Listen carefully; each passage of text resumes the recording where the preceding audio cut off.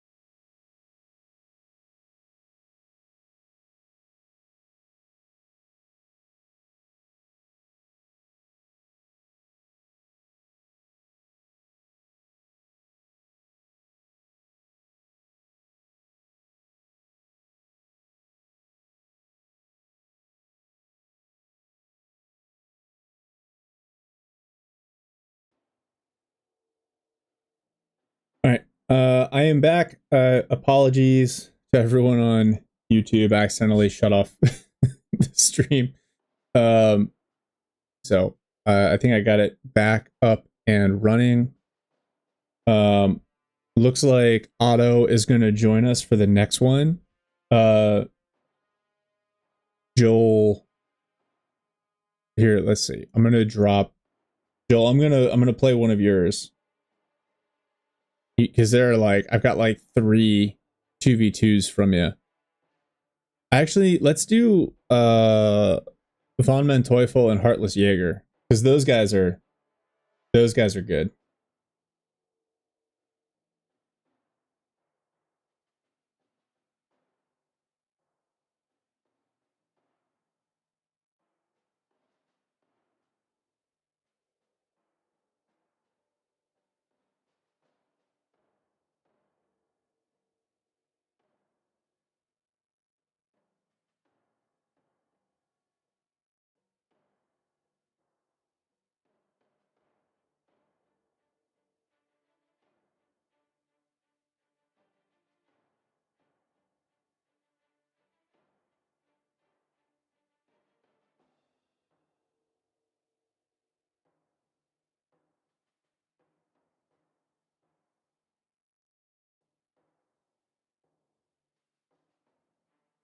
All right. I do want to look at a couple of things. So I'm gonna put this up like this for right now. I want to look at a couple of these battle groups here.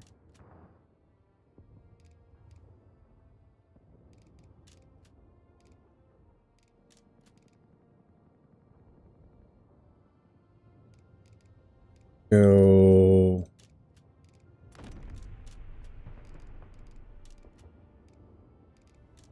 first off, I love this. I need to get the high res version of this. Although I think if you ever saw 3 KTs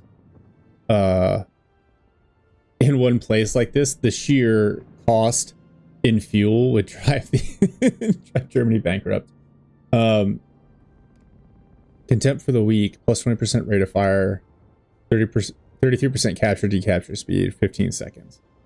Yeah, that's really solid. I'd like to see how the interrogate actually plays out. Hopefully we get one of those today, but I think Contempt for the Weak is really good, especially if you're going to play with some shorter range units. I would love to see this get some potential use with, like, I know you can't really pair it with the MP40 Grands or the Stoss Trooping with MP44s, but that would be cool, I think.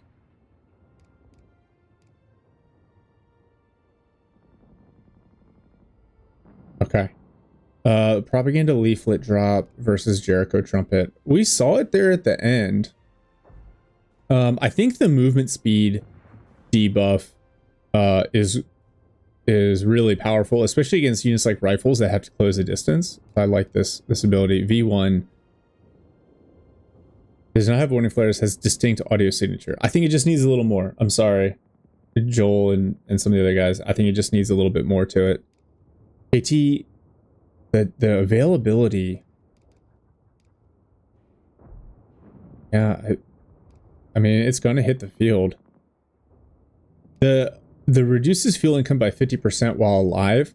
I feel like that is not as necessary. I think that the performance is good, but not outrageous. I don't know what it's like in team games, and I think team games are really going to be where you see this thing dominate with this heavy frontal armor. Hey. Yo. How you doing, man? I'm doing great. I was not really enjoying Co in the last patch. I uninstalled and just waited it out for this patch, hoping it was good. And honestly, I haven't been so hyped for a patch. It's so cool.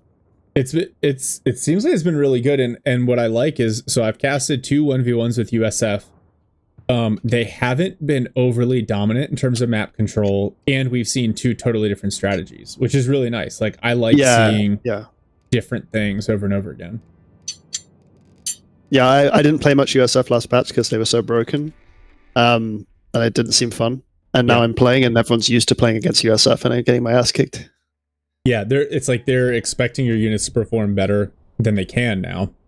Which is interesting. Well, yeah, I think the core stuff didn't get changed. Also, I'm trying to force the new battle group, which isn't necessarily optimal in 1v1 at the moment, but it's okay. It's not terrible. I mean, I think everyone is to some extent, right? You want to see if the new stuff works. Yeah, and I like this from this perspective. I want to see new battle group because I want to see how the units play out. Yeah, this one should be cool. Let me know when you're loaded in. I dropped the replay in Discord. Yeah, I am loaded in. I've got it booted and I'm in the game. All right, perfect. I'm at 2 seconds. Same. All right. We're set up here. Gonna unpause in 3, 2, 1. Unpause, and now I'm at 4, 5, 6. Perfect. Okay, so here we got the Axis team. Playing Wehrmacht is Yield Thy Skeng, immediately locking in Terror. Alpenwell as Dak, immediately locking in the Panzerjäger Command. He's in blue. In red is USF player Heartless Jaeger, who has not chosen a battle group and is going Barracks. And then von Manteuffel in purple, and he's going heavy armor, so no shock section from him to start. Jaeger Manteuffel playing allies. Yeah, you know what, now that you bring that up, I don't normally see them play allies, but they are extremely talented, so we'll see how this one goes. And it's just really interesting that von Manteuffel is going for armored now instead of the new battle group, but you know, someone's got to play something else, I suppose. Heartless Jaeger, he gets the barracks, goes for a Jeep and an engineer, so no rifles just yet. Otto, this map, sometimes I struggle on this map, and I think, you know, when you look at it, like if you try to play both sides of it, you can get 2v1'd pretty easily. And so I'm not... Yeah. Go for it. Especially when you're up against a DAC opponent. It depends on what build they're doing. But if they've got an early 250 push, then if you're trying to play 2 1v1s, then exactly, yeah, you can have the DAC opponent just come in and do huge damage or jump on your cutoff. Yeah. Yeah, Skeng has gone for the Invisible MG42 upgrade. Although it's going to waste its ambush bonus on these sappers in green cover, which is a little bit of a shame. Oh, the Jeep and the map hack to counter the early camo MGs. I like that. That's a cool idea.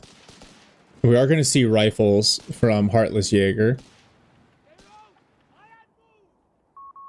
But von Manteufel's going to play this a little bit more deliberately with his Vickers set up his infantry section. Wow, Skang's going for the deep flank with the Pioneers. On the opposite side, Jeep doing a really good job supporting kind of the American infantry here, hunting for this Krodschützen. I wonder, Max has already unlocked the mines, the mine package, so I wonder if we're going to see heavy mines from the DAC player here. Yeah, I wonder where the best spot to put those is on this map, because I think on more urban maps, they're really effective because they tend to funnel more narrow choke points. I'm sure this could work. I guess probably helping contest the middle munitions would be sensible, or somewhere around like the big stack house in the middle left. Yeah, and I honestly think like some of the like lateral traverse is probably the best spot on this map. Somewhere where if your opponent is trying to like rotate over to flank you and you hit a Regal, and now that vehicle is in a position where it's potentially a side armor is facing and it's compromised, and you can get a kill in. Because the Regals are great, but if you are too aggressive with them, they'll just repair the vehicle. So I find it really interesting. There's no 250 from Alpenmal. He goes for an early Panzerjäger to deal with the Jeep.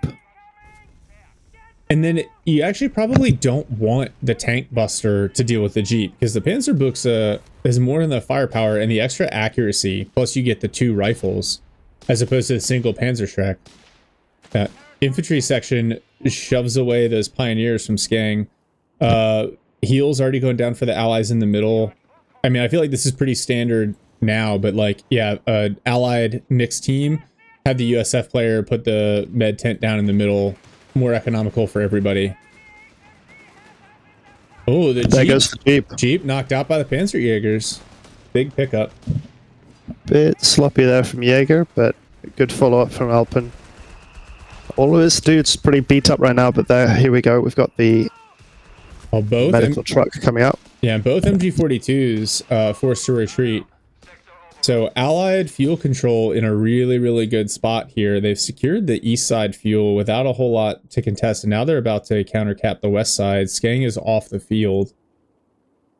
I do think these camo MGs are much stronger in 1v1, unless you're on a map like Campbell's Convoy, where there's more open terrain where they can move around, and more craters for them to be irritating. Yeah. Whereas you've got, on this forested area, you've got sections sitting behind green cover. They're not taking too much damage, and the mortar's able to help swing the engagements. Yeah. The recon already comes in. It actually, the first round, pretty accurate, but not quite as responsive as I thought it would be based on the patch notes, which is good. I was really worried about the 25-pounder base artillery being overpowered. Oh, man. Well, really wants to get this wipe, and he's blobbing very hard for it. Yes. He might get it. The tracer fire debuff from the Krodschützen, really helpful, but no, he's not going to get it. No. That was a nice little play there with the flank and the use of the Krodschützen. 2-2-1 out now for Skang, so probably, what do you think, Luftwaffe company into KT? I think so, yeah. Everyone's currently... I would imagine him go for a whirlwind at some point as well, with the Jägerschrecks. Von Manteuffel has not unlocked grenades, so this 2-2-1 can do a fair amount of damage. Rifle grenade onto the MG42. Oh no, this MG42 almost certainly going to get knocked out on retreat. It finally should stay in the building in those situations. A bit of a panic retreat, but yeah, you've got to sometimes cut your losses and just die instead of giving your opponent an MG. Yeah. 2-2-1 does a fair amount of damage, but at least for the Axis, they've decapped that far fuel, and Alpenwell kind of picking up his side, pushing hard through the center here, but that MG42 is going to get away.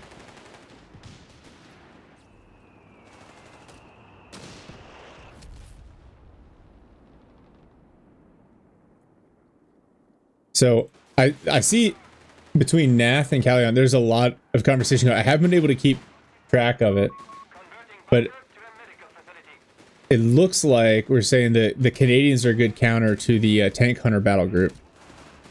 Rifles find the med truck, almost get the snare off, but don't, forced to retreat. So Heartless Jaeger really shoved onto the back foot here. He has unlocked heavy weapons.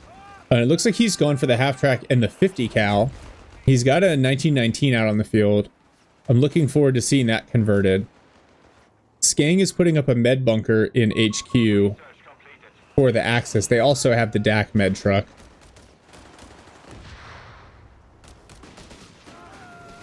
And talking about the Canadians, I think me and Side wanted to play the game just now at 2v2, and he was describing how difficult it was for him to be able to connect the Piat onto fast-moving DAC vehicles because of slow wind-up time.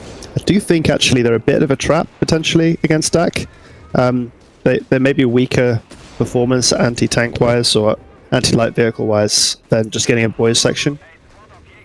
And maybe you just want to keep them as an anti-infantry squad. Yeah, they're definitely not the Piats from previous Company of Heroes games. And that Recce artillery almost wiped one of the Panzer Grenadier squads. It's not something, those flares are not something you can just ignore anymore.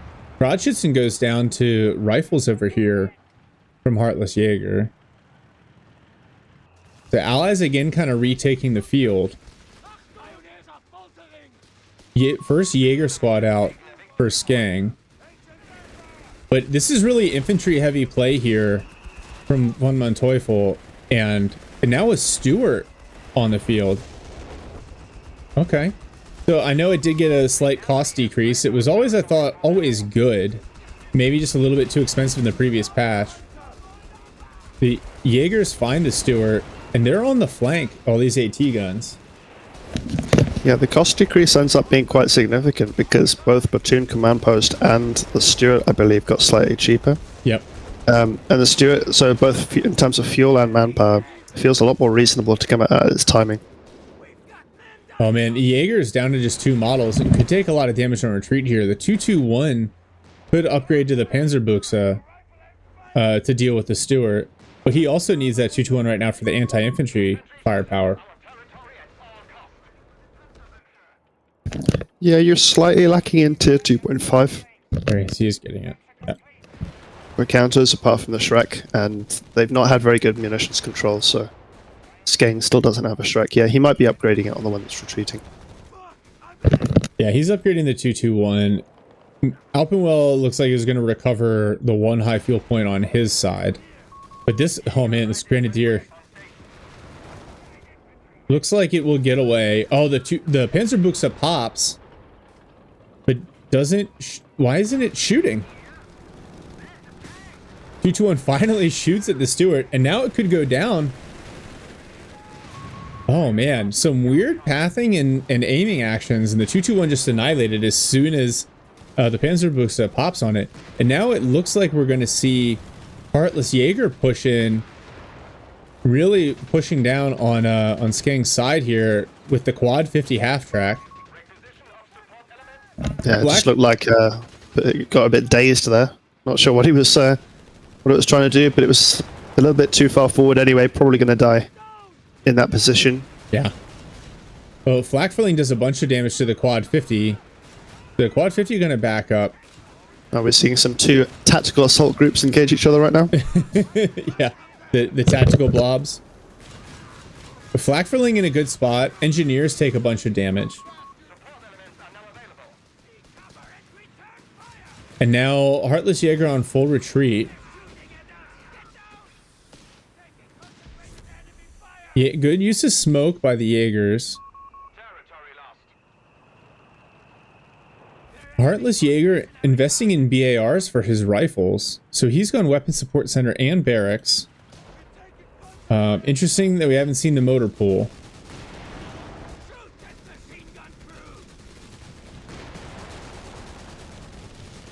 I'm getting a second Panzerjäger for Alpenwell. Yeah, 1 has been upgraded to the Tank Buster variant. I like that. I think it gives the DAC AT infantry, the ability to scale into the late game. Look at this push with the sappers here, finally forced away by the MG42. Stewart doing a lot of work in support. And I think it looks like he's got the tank commander upgrade, but he's too far away from the other infantry to buff them. And actually an infantry section goes down. Lots going on here. Black filling and Big white hit for the strikes. Yeah, the white phosphorus rounds as well. Stewart forced to back up. At the very least, there's this 6-pounder here to force the flak filling away. And now Heartless Jaeger, he's converted his quad 50 to the 75 mil variant. Returned in read-only mode. And now we see a martyr from Skeng, so leaning heavily into the tier 2.5 build. I wonder if we'll see a Whirlwind as well. Although the Brit infantry have taken a lot of damage. Oh, marked vehicle on the flak filling. One more good hit, but it's going to get away. Skeng loses a Grenadier squad. More Jaegers on the field. Now, is that Recce artillery? What was that?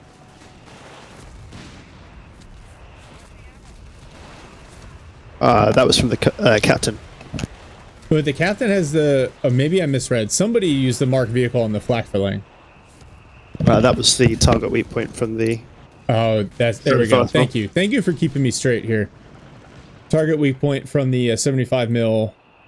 And then, yeah, the mortar barrage from the captain. But the Axis players have gathered up both fuel points here. And this could potentially be dangerous for the Allies getting into the late game. And if you look at the KD, it's almost 2-1 in favor of the Axis. So this is potentially why you see Manteuffel and Jaeger focus on Axis. They're now thoroughly on the back foot here. Although von Manteuffel has unlocked everything, his entire tech tree from the Armored Battle Group. So when I first saw this battle group, I thought one of the best for DAC, the new Panzer Commander one. Mm-hmm. One of the best abilities I thought would be in the game was the one that gives combined arm buffs to DAC infantry and cover. Mm-hmm. But in 2v2, especially on maps like this, where you tend to be blobbing and you're not necessarily in cover, the early warning flares that Alpenwell's got are super useful because he's just been able to consistently outposition Jaeger whenever he tries to cap a point. He gets flared. Yeah, especially at high levels of this game, I feel like reconnaissance is way more valuable than people would think. Having the recce sections, the ability to call in flares, especially because you don't normally see flares. Like, there's no warning or indicator. And so if your camera isn't positioned properly to actually see that the flares are hanging there, you don't realize that your opponent has vision. And that's really, really valuable.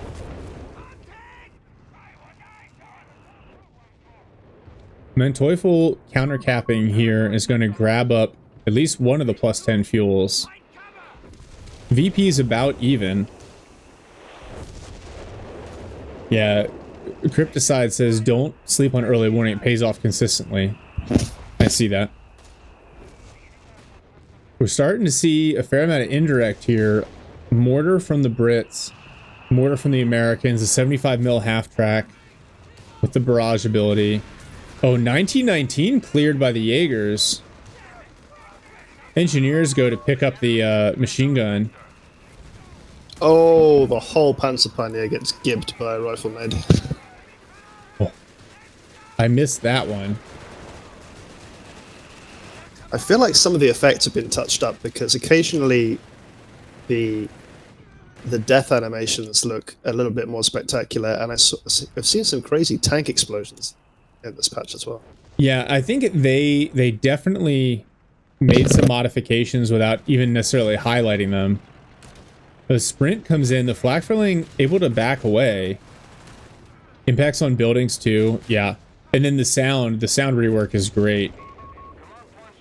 Martyr trying to deal with the Stewart here, attacking ground through the hedgerow. Whiffs the first shot. Tank Buster's moving up, but now Foot Guard's coming up. The Martyr has to back up. There's a clean hit onto the Stewart. Oh, these Tank Busters in danger from the Foot Guards now.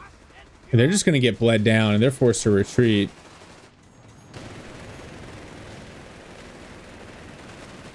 So who will unlock their big tank first?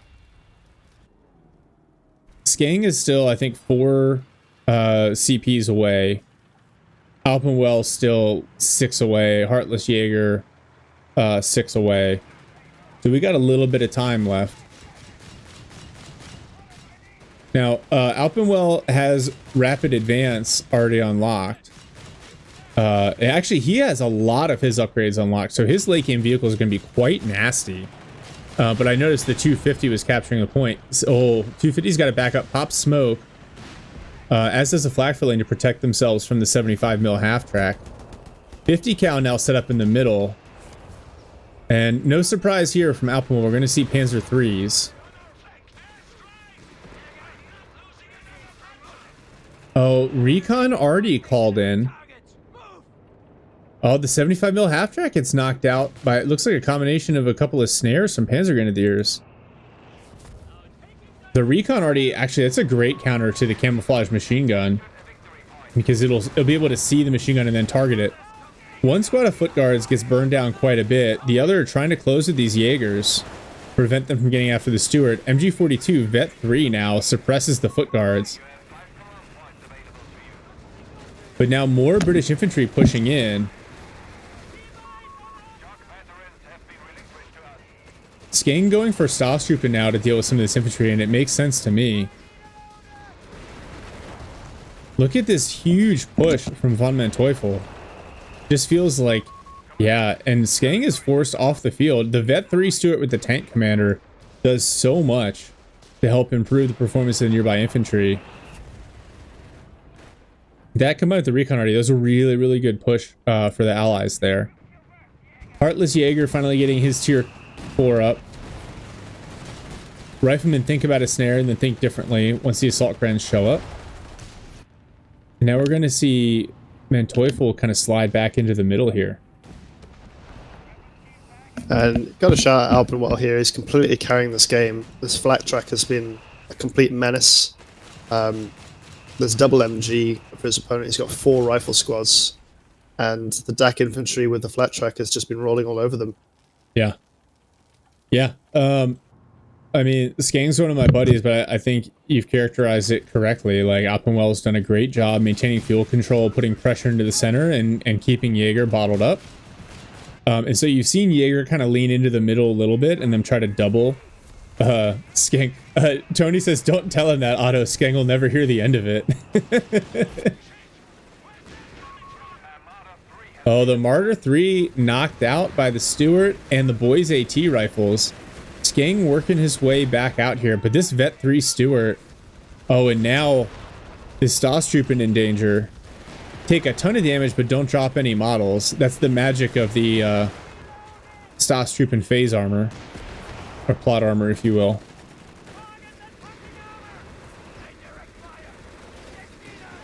Jaegers with Shreks move up to target the Stuart, but still not doing a ton of damage. There we go, there's a hit. Pioneers get on top of the Vickers. MG42 actually suppresses both foot guards, so now the Jaeger's able to make a big push. And now it's Manteufel's turn to retreat, and he's got to get the Stuart out. He's taking it on a roundabout path to make sure it doesn't get gunned down by the Shreks. KT is now available for Skang, but he's a long way off in terms of resources.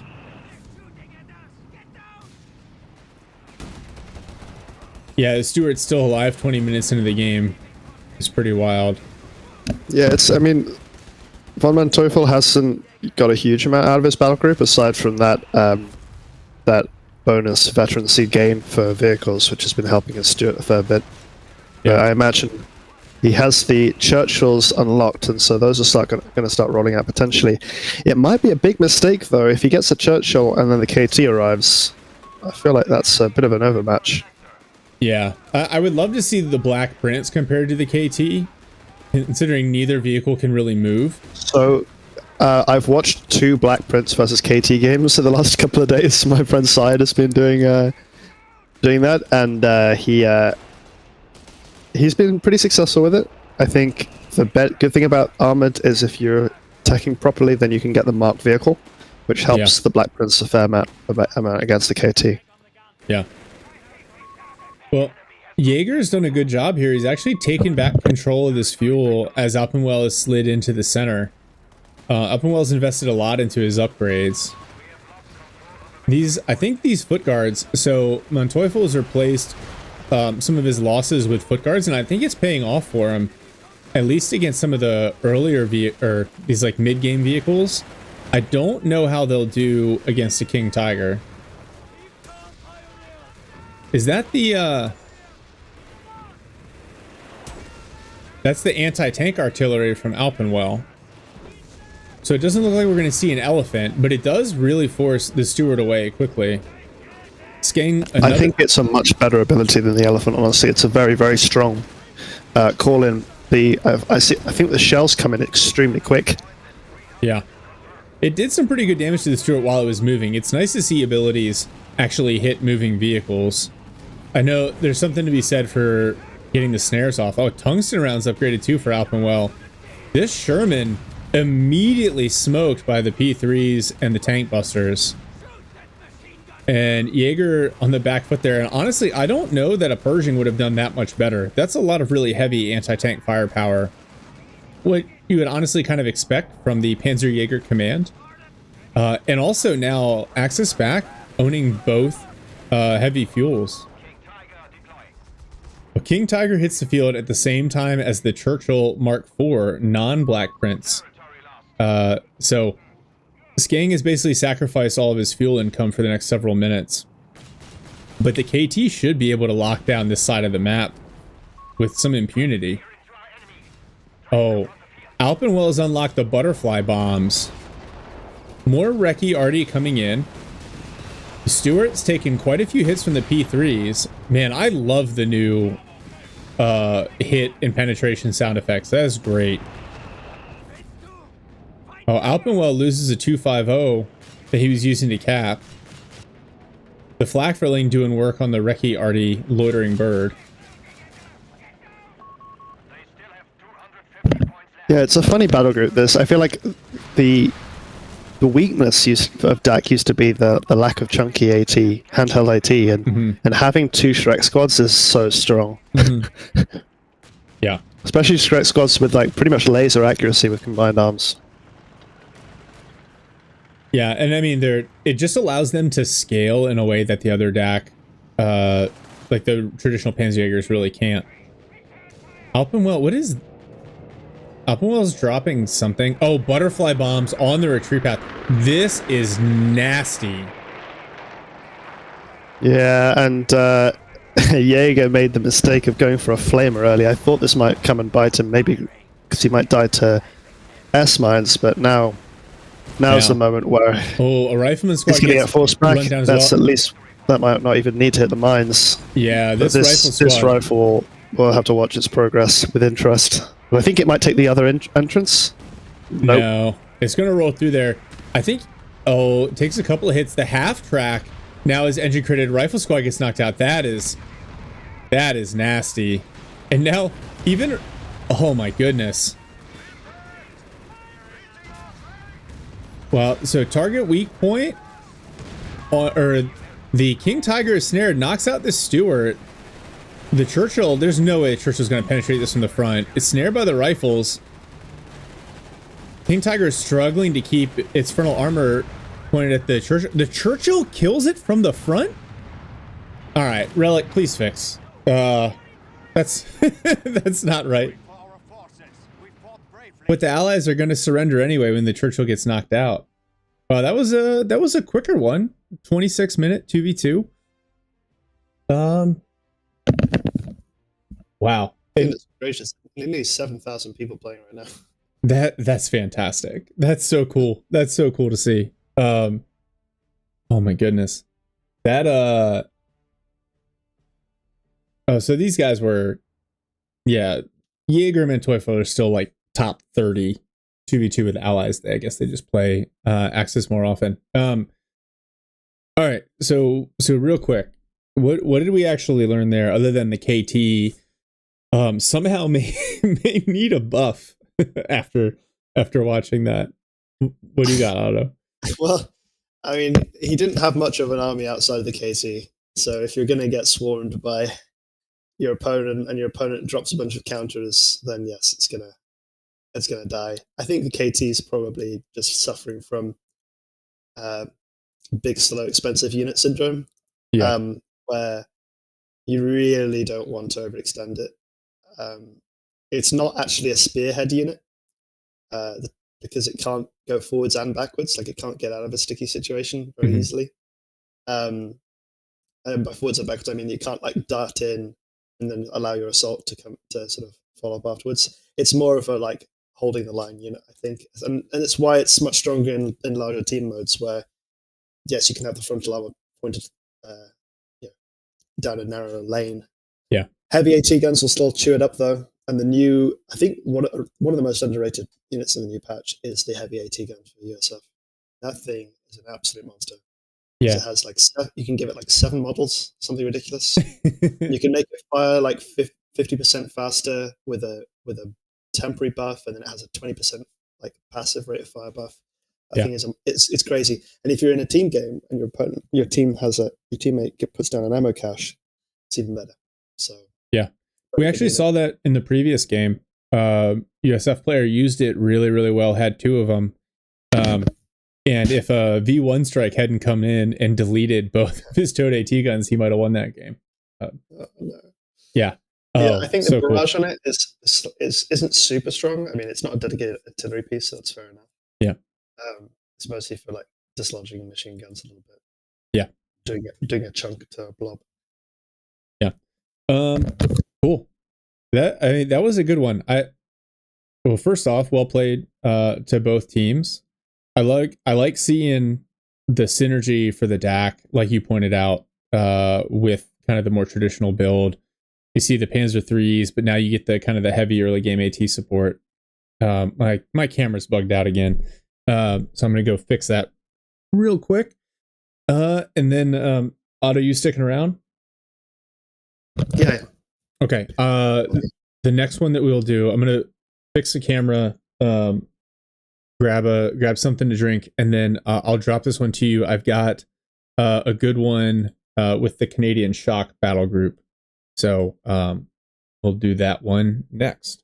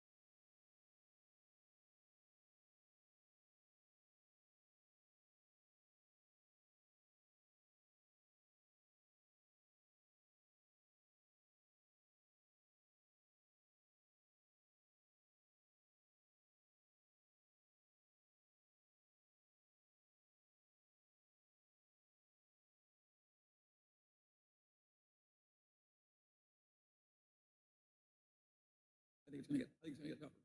And I think the solution of having a huge proportion of the young and brilliant people all go into wealth management is a crazy development in terms of its natural consequences. The reward because he's at the club, it's a reward for the work he's done at it. Mateta might just get in here, came a long way down Liam Roberts. Back comes Cooper to make an important intervention. But I just wonder whether there's going to be some further action here. Of course, we have VAR involved. All right. Oh, right, absolutely good for you. Oh, the flash W is beautiful. Rumble's not bad. Up there come Booth. The damage from Rumble is crazy. That was such an insane fight. What am I hearing? They don't really have a wave.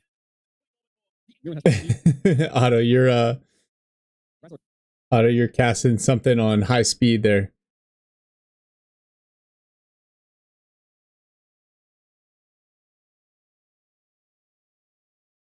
I'm casting something. Yeah, there was some audio coming from you. It sounded like you were watching something on fast forward. Oh, I was. Yeah. All right. My mic sometimes just doesn't mute properly. Okay. No big deal. So this is interesting. So I have this one. I know we got some shock troop play here, or at least the battle group. And what I will say, coming into this, I had some concerns about the Canadian shock battle group, and in particular the ability for it to like heal in combat based on capping points. So I don't know if you have, while we get this one started, and I'm paused at 2 seconds, so let me know when you're set up. But I don't know if you've run into that and you had any thoughts. I haven't played against it yet because I've mostly been trying the new allied stuff. Mm-hmm. I think from what I've seen, it looks like a buff that's pretty useful, particularly if you're actually out of combat and you're able to cap several points and get yourself from a bad engagement into sort of a healthier state for the next time for sustain. Mm-hmm. I don't think the amount of healing in combat is enough from what I've seen to swing any engagements, but maybe this replay will show differently. Okay. Yeah, I don't totally know. I do recognize these players. Got Elven Gold and top 3 control, who are, I want to say, let me actually look. Yeah, about 1500 elo, right? So really solid players. And I like games at this elo level because I feel like they represent a little bit more what's realistic with the game as opposed to the like 2000 elo pro players all the time. But these guys are both pretty talented. So I'm happy to start now. Yeah, I've played top control like 3 or 4 times the last couple of days, and he's been absolutely wrecking me. So always have to watch his replays and try and get a bit of a leg up. Yeah, he has some interesting builds. He's playing DAC here, so I'm at 2 seconds. You good to go? Yeah, good to go. Unpause in 3, 2, 1. Unpause, and I'm at 4, 5, 6. Okay, we are on. Oh, this is the new crossing in the woods. Okay, cool. Top 3 control, southwest bottom of the screen. Playing DAC. Immediately going Bersaglieri, so no tank hunters here. I like, just off the top of my head, I really like Bersaglieri for this map, because if this plays anything like previous versions of Crossing the Woods, it plays very wide. Especially for 1v1s, and 2v2s, it's a little more narrow. And then for Elven Gold, I'm immediately going Shock, 2 sappers out, and then his section command post. And he's playing a little bit more deliberately towards one of the fuel points. Both sappers moving kind of in the same lane. Well, we're going to see an early dingo. And then Krod shoots in for top 3 control while he waits for his Bersaglieri cooldown to reset. Have you played this new map at all? I mean, I know I have not played new, it, but... yes. Yeah, and I like it. I think it's very similar to the CoH3 version in many ways. Mm-hmm.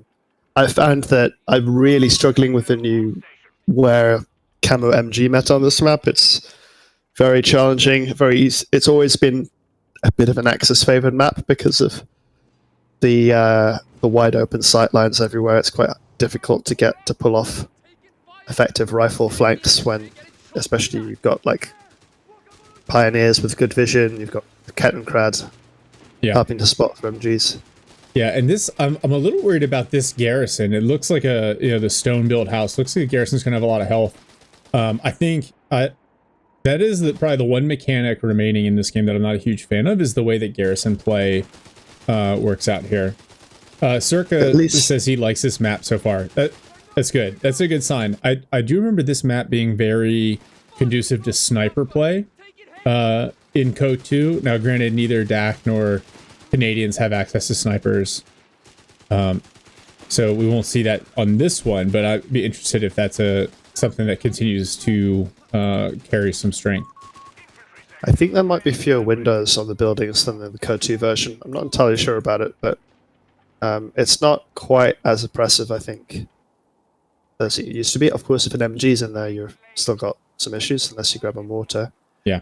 But I mean, I think what you're seeing on these the versions, these CoH2 maps being converted to CoH3 maps being made slightly bigger, they're often quite big and wide. They've often got very aggressive cutoffs, which means that for DAC and Wear, they can really cause you headaches with their fast capping units just to constantly denying you resources. And that's a great point, because this has been changed. Look at the placement of the cutoff points here. I feel like the cutoff much easier to achieve now in this version than the CoH2 version, because in the CoH2 version, that point was further back towards your base, to the point where like base MGs could usually kind of support it. Yes, I think that's a good point. It's been made extended a little bit further forward. I'm not entirely sure why. It does make it very, very easy to push, especially if you're aware, you can really kind of just shove an MG up here oftentimes, and you can really kind of choke your opponent. So, oh man. Anyway, enough complaining about Wear on this map. Let's focus on what we're seeing. But yeah, again, these maps also have quite long retreat paths as well. Unfortunately, there's no red cover because, goodness me, the number of wipes there would be with fast-moving vehicles and red cover. But yeah, that can really bully you. I find that Jebel Pass as well is one where we're seeing the real power of fast capping or fast shooting units. Well, and actually, I just heard the first ping that Brit infantry section recaptured the cutoff, and now you hear it again, and their healing has been refreshed. And this does concern me a little bit. You saw they took a couple of rounds from the Bersaglieri, and then immediately got all their health back. And that's so long to get healing. Oh, this is going to really encourage Brit infantry play. And the sections did get buffed this patch. Now, the Brits are looking really strong with the new section damage profile. I've seen a few Wear players trying to close in with Grenadiers against sections, and that might have worked a bit better last patch. But right in this one, you take a hell of a lot of damage. Yeah, you can see these bursts. Actually, you'll probably get chunked pretty quickly. Now, 2 Bursa squads is doing good work against this infantry section. Dingo moving up to support. Krodschützen did get knocked out. Oh, this infantry section takes a ton of damage, but is going to survive. We hear another healing decap. I like that it makes a sound effect so you can hear that it's happening. Yes. All right, and then here, first look at the shock troops. And now this is crazy. So they're going to get all this healing while the 250 is shooting at Oh them. my goodness, that was a crazy grenade. He got the upgraded grenades. He waited with one model remaining and dropped a grenade on both bursters and managed to pick up the wipe. Wow. That's a smart play, just to wait, have the presence of mind to wait until that the incendiary grenade hits. Oh my, and the 250. Complete turnaround. Yeah, this is going to be really, really hard to counter. Because if you don't drop, like now it's basically like manpower hacks, right? Like if you don't drop models, your units just constantly heal themselves, and then you're not even like dealing with low health units. There's no chance. If you're Brits, you don't need healing anymore. Yeah, the healing lasts a crazy long time. I think it depends on the map state. I don't think you need to rush healing. I think you can definitely delay it. But if it's a 50-50 map state and your units are getting pretty low, I think you need to get it. I think getting a Stuart's totally fine. You can probably get it after your Stuart, which is normally not possible because your units get too low. But yeah, and Brits aren't as incentivized as other factions to get their healing anyway. They've got a Dingo for healing as well, so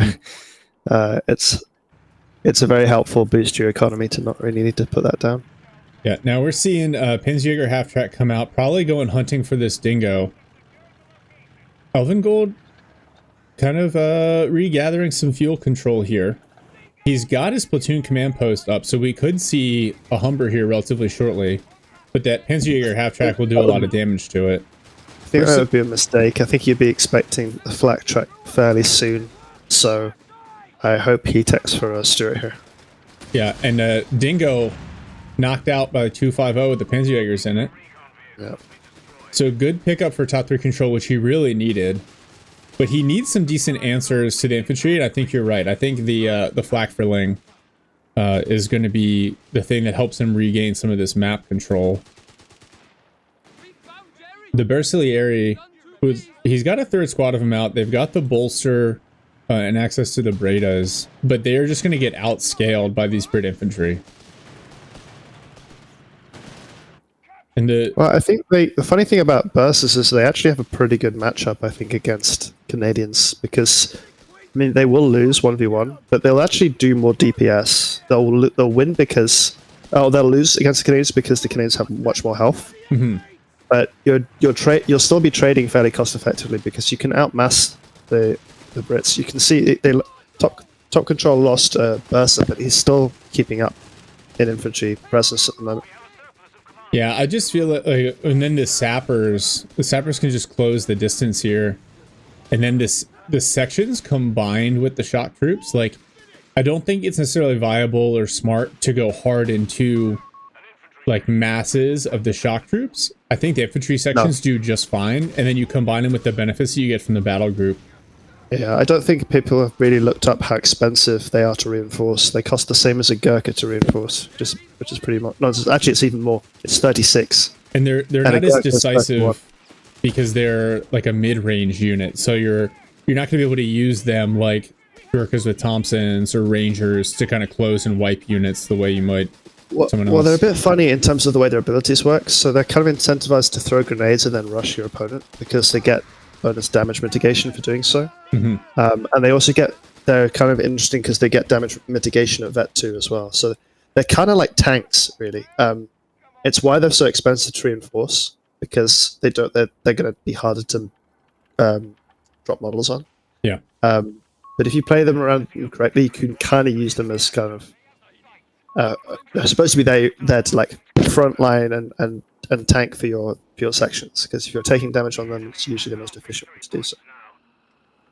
Yeah, I feel like top 3 control is trying to figure out how he wants to play this. So he's gone for tier 2 and a fire support element. So I think he thought about the flak frilling, but I think he's been struggling with fuel just a little bit. And then now you see Elvin Gold going for his tier 4. So we're not going to see a Stuart, we're not going to see a Humber. We're just probably going to see a Crusader early. And that's going to potentially hurt even more than all this infantry on the field. Clown Car comes in with the flamethrower. I'm actually surprised to see his infantry section continuing to drop models even with the active healing. Clown Car pushes off these sections, and top 3 control has Bersaglieri on the cutoff. So good cutoff play here. He's going to fully capture the cutoff point. Wow, top 3 control forcing a pretty broad retreat. Now the flak filling is going to hit the field. We still haven't seen grenades teched, because I guess the shock section gets a grenade by default. But with 3 rifle sections on the field, you'd think the grenade package would be very helpful. Yeah, especially since the grenades get so buffed up by the battle group as well. Yeah. A section rifle nade hits like an absolute truck with pyrotechnics. Look at all these units just healing and absorbing bullets. Now pyrotechnics have been unlocked. Wow, the 250 just burned down with small arms. Meanwhile, no casualties taken. That I think, yeah, that is my main concern with the ability. Yeah, the healing in combat is... Now, I guess it depends. The shock troops have been upgraded with the Piat, so that'd be interesting to see how that plays out. So I don't normally like this, because I think that the Piat's not particularly good against mobile vehicles, and I think you can actually get kited pretty hard by the flat track. But he's so far ahead that getting it now is like quite a good insurance. Yeah, I think because he doesn't think he really needs like a boy's AT, he can probably get. Yeah, he's getting a Crusader as his anti-tank, which is a crazy timing. Yeah. Yeah. And this is just, it's like a little bit of durability against the Flak-Verling. A little bit of ability to push it off. This Crusader is going to pop, and at least now, oh, big mine hit. The Flak-Verling's got it. It sees that company command post. He's got to know there's some risk here. Oh, 250 may go down to the sappers. Yeah, even at range, they're going to get some penetrating hits on it. It's too slow to roll away. Man, sappers killing a 250. That's rough. Oh, and the pyrotechnic grenade. Because the sappers also get grenades without having to tech. They get it based on veterancy. So he might not need the tech for that. This Flak-Verling has got to run. Panzerjägers penetrate the Crusader. And top 3 control, I don't know what he does from here. He's getting a Pack 38, but I feel like he really needs to consolidate fuel control. He is a long way from even building tier 4. Semavente is a really good answer. Yeah, that's a great point. I don't know if you said that before he called it on, but no, I'm not. I don't take credit for that. I thought reacted when I saw it. But that would explain why his fuel is as low as it is if he just called that onto the field. I think the Crusader is probably a good counter to the Semavente if you can get on the flank.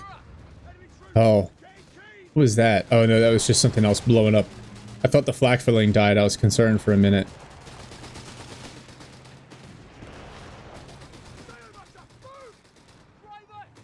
First artillery grenade forces the section away. Semavente is going to keep hunting for the Crusader. There was the barrage. I wonder if he's trying to do the barrage on retreat against the section. Yeah, he gets it. So they changed the barrage. It does slightly less damage on the center, but it has a wider AOE now, so it's slightly more reliable. Previously, it was pretty surprising. You could decrew AT guns with like one shot if they were slightly damaged, which was pretty crazy.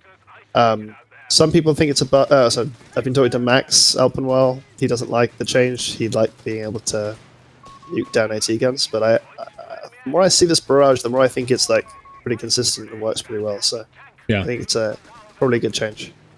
Yeah, so Elvin has picked up grenades now, and with all the grenade buffs, oh, these Panzerjägers, they're taking so much damage. This Panzerjäger needs to get out of dodge. Yeah. 6-pounder on the field now, and another Semavente from top 3 control.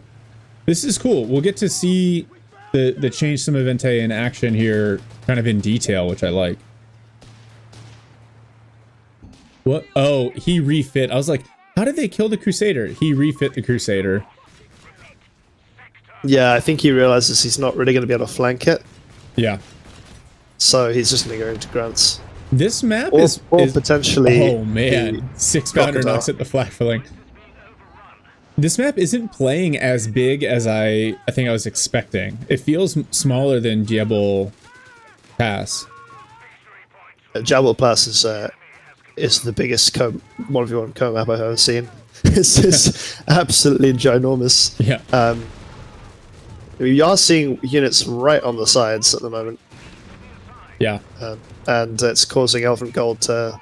That's a funny retreat. Oh wow! Look at that nade on retreat. It's gonna kill.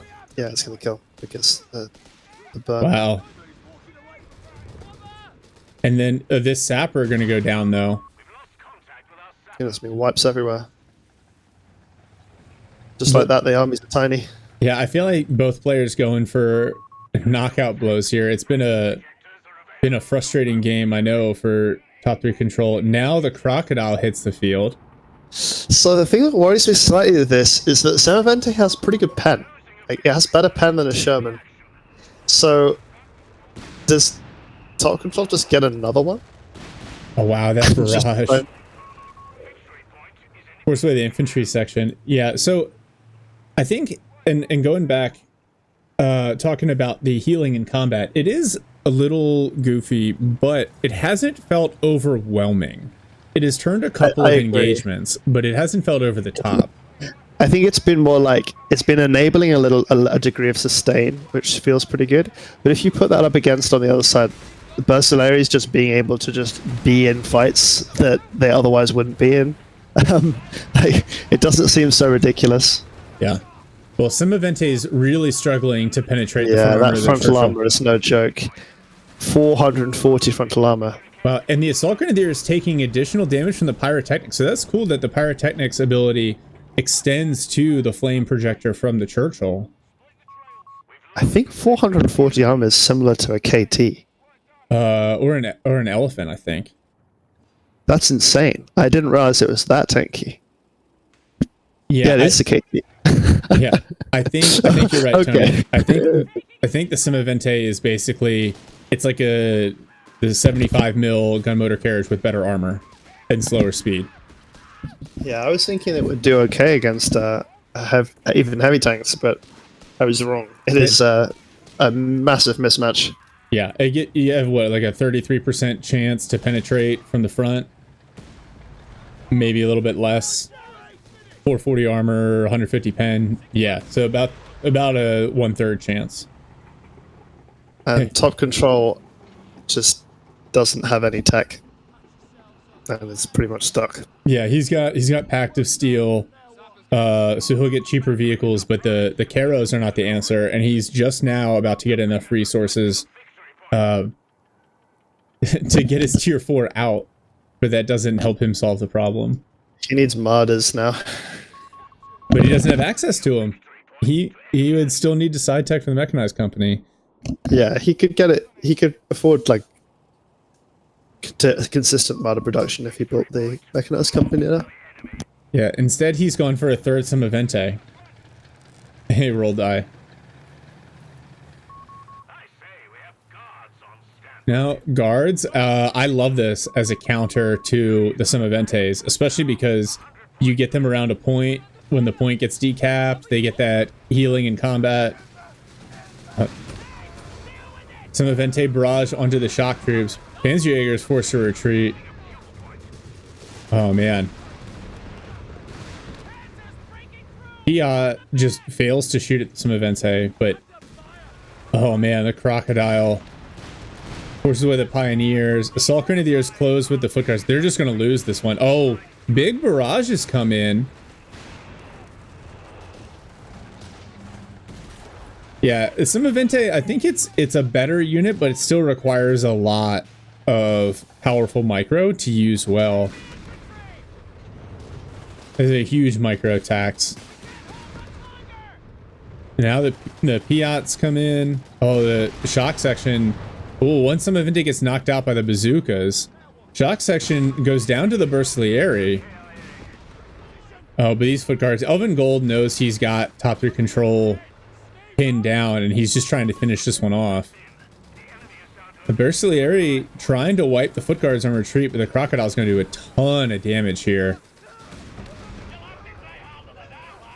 It's funny, the flame projector doesn't feel as strong as like the Flampanzer 3. Oh, Snare comes in, another Simavente knocked out. We're going to see the Crocodile plus the 6-pounder. The final Simavente wiped out. That feels like GG. Yeah. So the flame projector is weaker because it does have another gun as well. But the main value of the flame projector is all of these debuffs that it can put on tanks and infantry. Oh my god, the 6-pounder immediately cleared. Granted, it only had 2 models, which immediately knocked out. Top 3 control is going to surrender there. And that makes sense. He was on the back foot there for a little bit, and I feel like he did a good job, but he got behind the 8 ball a little bit with the early infantry game. I'd be interested in what you think the answer is there. I mean, Bursilarii, good map, like good ability to spread the map, but just not scaling with the infantry sections, especially with the shock abilities. What do you think? I feel like it's hard to judge. I think generally they would have been fine. He just lost a Bursa early on to a well-timed grenade, which really changed the balance of the game. And then he lost his 250 and his crouch Hudson in an early engagement. So I think just well played. Alvin Gold just kind of outplayed him a little bit early on. He managed to get back into it by killing the dingo, which slowed down Alvin Gold a little bit, but the fuel damage had already been done, and then from there, it was really, Alvin Gold had it all under control. He was just kind of even kind of throwing his shock troops a little bit because he felt he had top control into the CoH.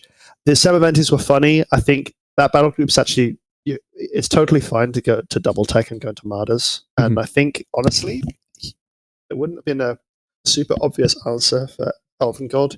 You can go into martyrs, and then if you manage to get enough, if you survive and you manage to get into tier 4, then that Pact of Steel makes your Stukas unbelievably cheap as well, and they're really strong on this map. That's really true. Yeah, I think the flak filling, he needed to keep that alive. When that got knocked out, that was a huge pickup.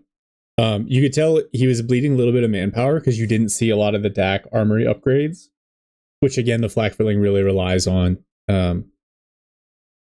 And then, yeah, I think rather than 3 Semiventes, 3 Martyrs would have been savage because they'll reliably penetrate the Crocodile.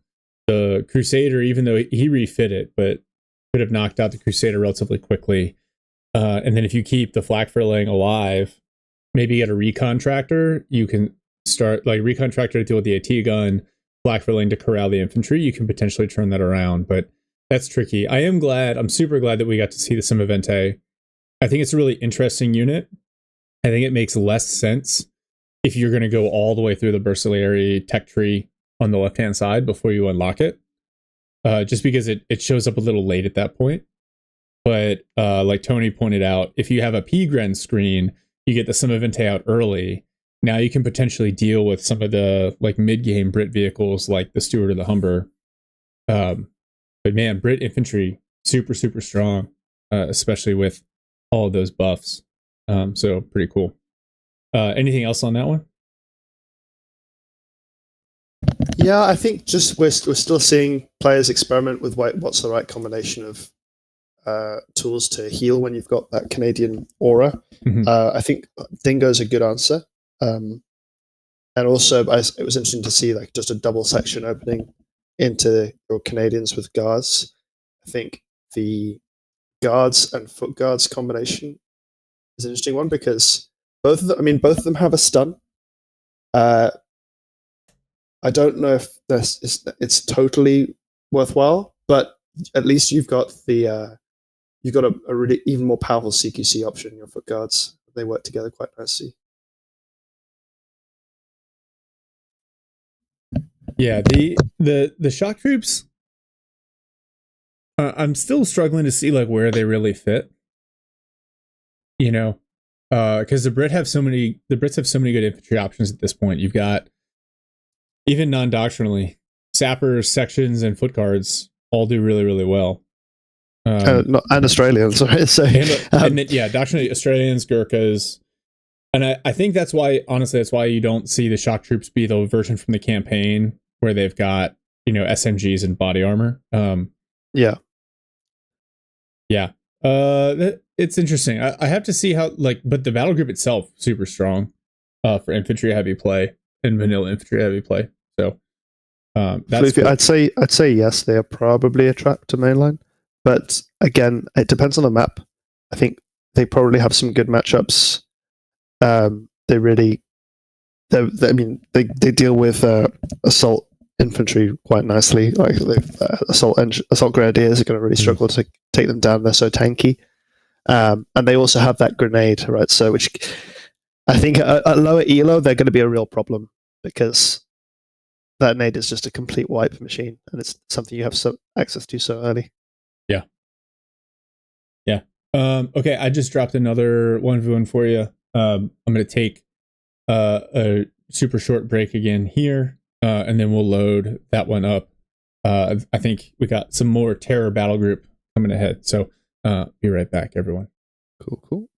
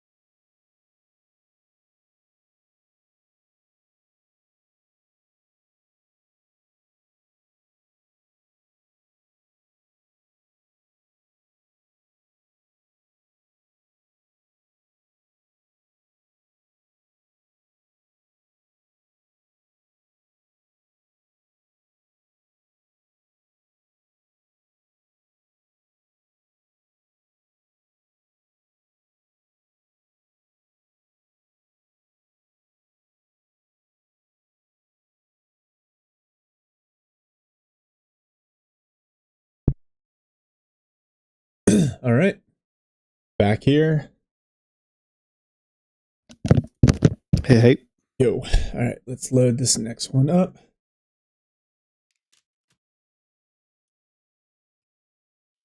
When I'm getting to the point, I think I'm finally taxing out what my computer can do with all the processing. So, especially with Broken Arrow coming out in a couple of months too, might be time for a new system. I definitely can't afford at the moment. So, You seen the new AMD card? Looks pretty good. Oh, the 970 or whatever. Yeah, XT. 9700. Yeah. People are pretty excited about it. More excited than the new Nvidia launch. Yeah, oh man, Nvidia's been on the back foot here for a little bit now.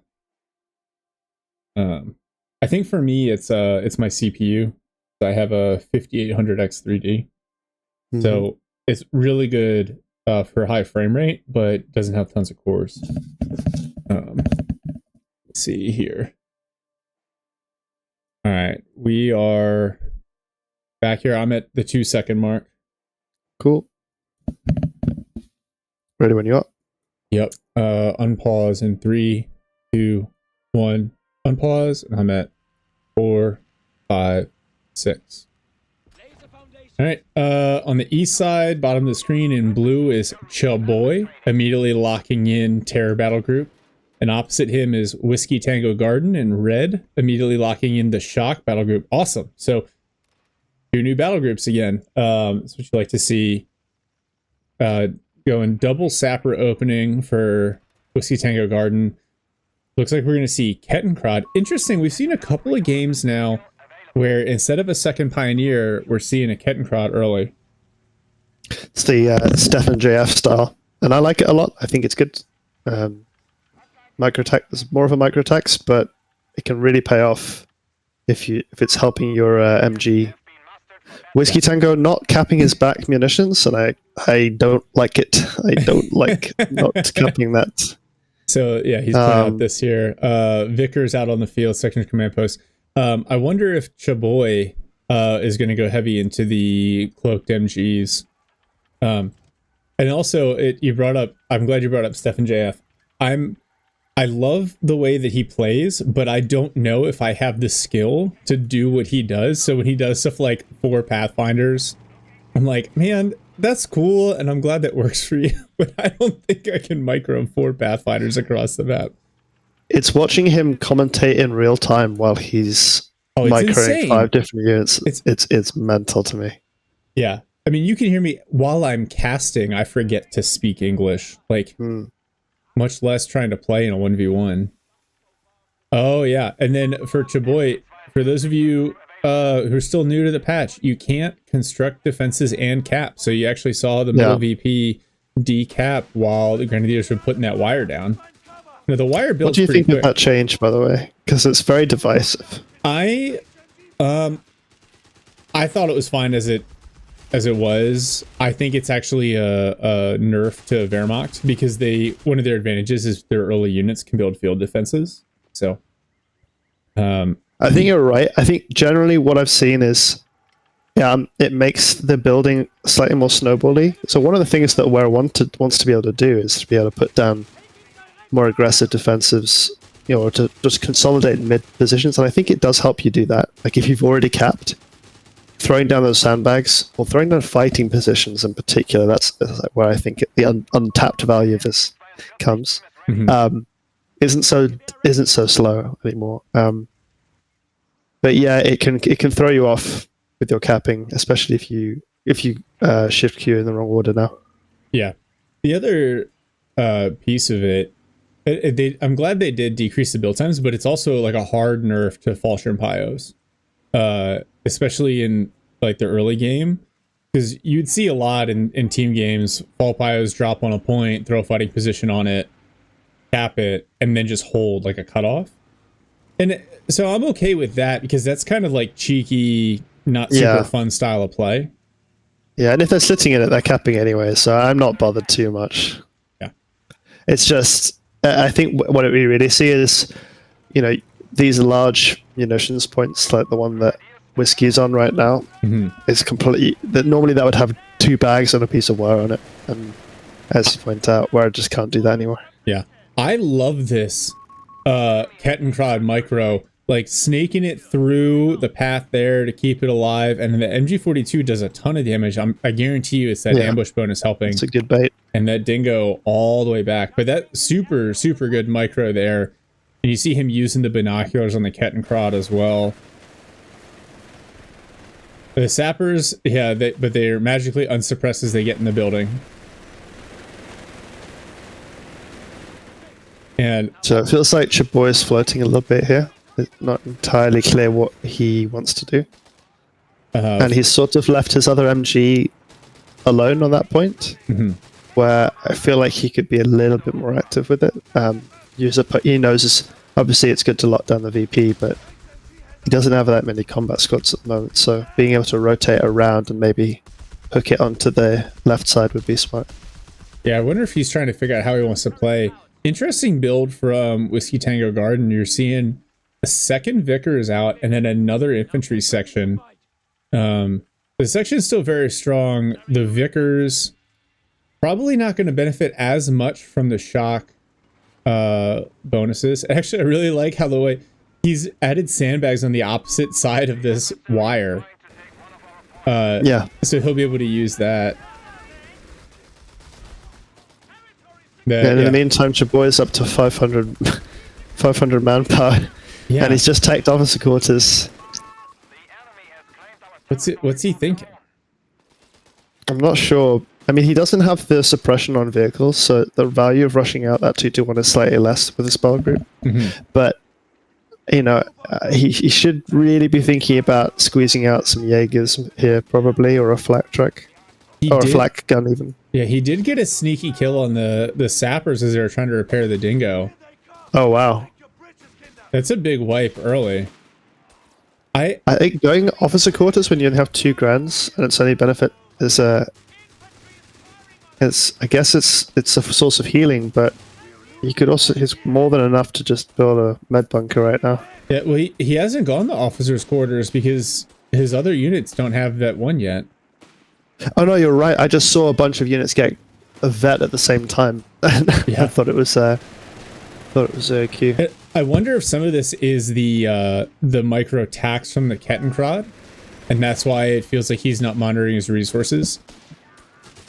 But yeah, he is giving up the ability to potentially get, you know, like a whirlwind out really quickly and generate kind of a power spike. He has moved to this MG slightly. It's in the ambush camouflage, which is still going to be pretty powerful. Now a Humber coming out, and he's now teching Luftwaffe company at the same time. Loading 700 manpower looks like one of my games. Yeah. Yeah, it happens. You know, with CoH3, I always felt like I needed to tech as soon as possible. And in CoH3, I don't necessarily feel that way. I feel like army composition, especially early, is more important. Maybe he's floating because he wants to immediately get a bunch of Jaegers out, but yeah, with only two Grens in the field, so I think Jaegers are coming. And he transfers one of his vetted Grens into a Jaeger. So he's trying to immediately stack up Jaegers. Okay.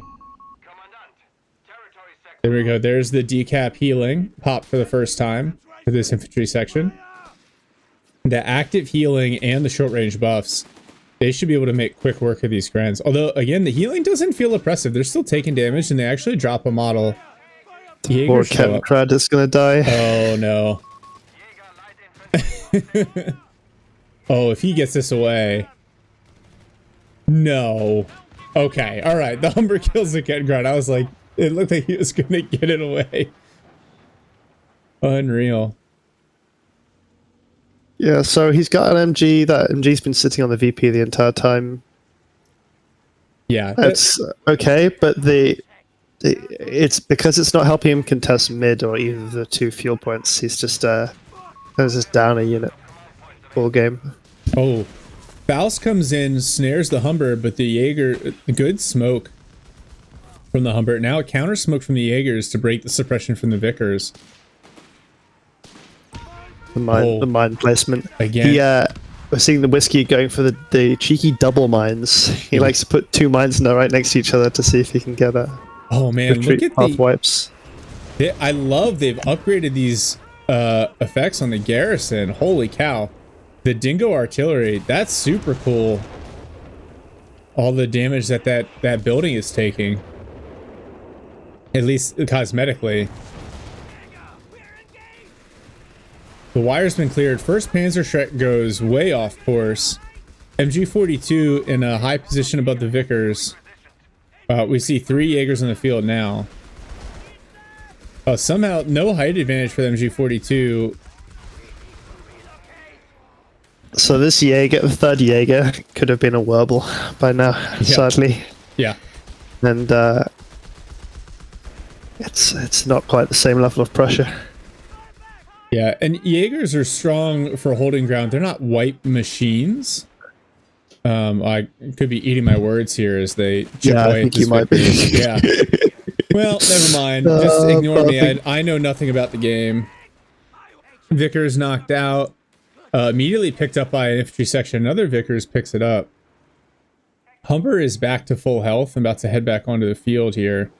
Shock troops have been unlocked. But honestly, I'd be surprised at this point if we saw them. I don't think there's a reason for them. Okay, we're getting the Werble tech at the moment. Mm-hmm. But we're already on 80 fuel. Yeah, and at the 10-minute mark. But I do think the Werble is a good spot to challenge the build that we're seeing from Whiskey Tango Garden. Which also, great name.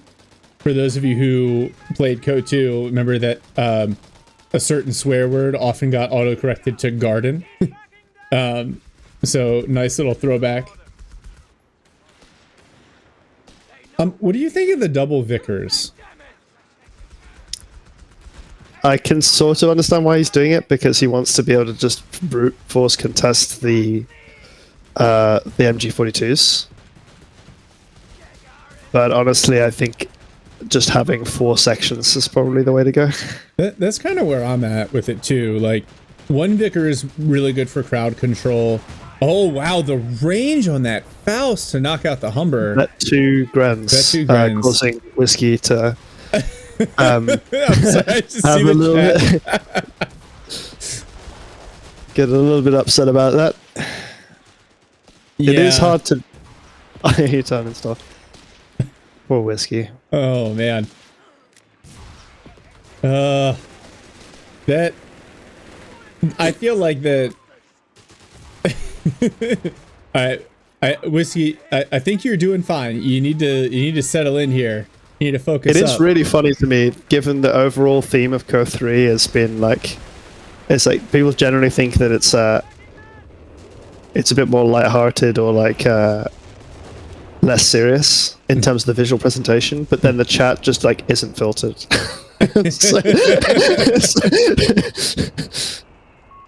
Well, it's not like video gamers are ever toxic. No. No, I do like how the chat is disabled by default, and we've got a bunch of Reddit comments being like, "This is really nice." Not like, "Oh, I'm finding it difficult to communicate to my friends," but, "Oh, I'm spared the brutal flaming from my idiot teammates who will insist on playing random team games and then getting annoyed at their random teammates." Yeah. Oh. Evergreen. So the only thing that could make this healing cap decap worse is if when you capture the point, reinforcements were parachuted in for free. So you didn't even have to retreat the squad. Heal and reinforce for free. I do love the changes to the artillery, the base provided artillery from the Dingo and the Iraqi sections. It feels so much more responsive. I feel like previously you could just kind of ignore it, which is really messed up. Yeah, it's just an artillery barrage, nothing to worry about really. Yeah. I mean, it's like you see the way the infantry kind of like casually ignore medium tanks. Like, it's got a damage cap. It can't really hurt me. Like, that probably needs to be adjusted at some point. But I do love, with the additions of these battle groups and the heavy tanks, kind of where the game is at and the variety we're seeing in the games. Nice. So Go ahead. what we're seeing from Chaboy is it's so obviously a KT rush because he hasn't teched the Contempt for the Weak, which is otherwise like actually quite a pretty strong buff. Yeah. That he wants to squeeze every CP in order to get his KT as fast as possible. And right now he's just kind of wiping squads left and right. So Oh my gosh, He'll probably this be fine. infantry section just gunned down.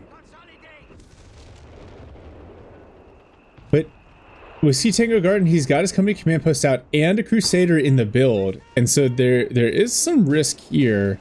The Shreks are a decent counter, but only 2 of the Jaegers actually have Shreks. Although the weird... So, the lack of received suppression by, like, the Wehrmacht late game infantry kind of drives me crazy. Like, the Jaegers just running away from a machine gun and not getting suppressed. You see it from Panzer Grenadiers and Stas as well. I think if you're going to give them, like, the extra health and the damage profiles, they really need to be vulnerable to suppression. Just my unpopular opinion. I am impressed with Whiskey Tango Garden's ability to keep this dingo alive. More artillery coming in. yeah, I think in terms of micro attacks, though, it's he's definitely been prioritizing keeping the dingo alive over his infantry, which have been biting the dust. Yeah. And neither side has indirect fire aside from the dingo, which in a map where both players have gone double MG is slightly interesting. But Yeah. I guess it just shows like That they're is a good just point. preferring to brute force or use smoke with their abilities. Yeah, I would love to have seen the shock troops with the mortar package upgrade. Just to see kind of how it does. Well, the Jaegers, Shreks in camouflage. They sight up the dingo, but the Panzer Shrek goes straight into the dirt. You got to get one of your veterans on that, man. You can't let the new guy try to shoot the Panzer Shrek.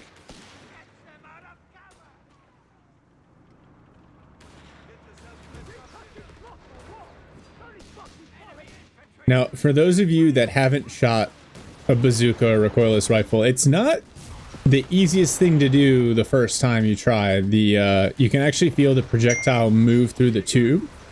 And so your aim has to remain steady and you have to adjust for the tube dropping. But at the same time, you feel like these guys, veteran infantry, would be able to remember to do that and not shoot the rocket 75 meters into the dirt in front of them. Yeah, and the Vickers here are just not really the answer. Oh wow, the infantry section taking a ton of damage. Vickers just not really the answer to the Jaegers. They're just not taking a bunch of suppression. Crowd control's ineffective. And now we see a Panzer IV from Chaboy. So it looks like he's not going to wait all the way for the King Tiger. Of course, building the tier 4 gets you some of those command points back. Gren's closing. Man, the Crusader now doesn't look like the right option. It looks like it's gonna struggle to deal with a P4 supported by 2 Panzer Shreks. And if I was a betting man, I'd say this thing is about to be refit. Oh no, I guess he's gonna repair it. Say refit it for like a Matilda, but the Matilda's still gonna struggle against the P4. Yeah, I don't think getting the P4 slows down your KT by that much. It's probably fine. You probably always want to get a P4 before KT. Similarly with a Pershing, probably want to get a Sherman beforehand. Yeah, now we saw a build earlier today. Went heavy motor pool into the Pershing, which is like a couple of Chaffies, which ironically just looked like a Pershing if you shrunk it down by 25%. But that was a pretty effective build. Chaffies to manage the mid game, and then Pershing as kind of a good all-rounder. And you could go double 50 cal with that as well, which is a pretty solid way to hold the line. Yeah. Oh, I love it. I love the 50. They added the 50 cal in this game. Now, good harassment here with Tango Garden. He's going to unlock the grant. So I'm fairly certain that this Crusader is going to get refit once the grant is unlocked. Just based on kind of the fuel values and income. That would be smart. Do you review guys top 1000 elo? So I cast a lot of different games at different elo levels. These guys are right around 1500, I think.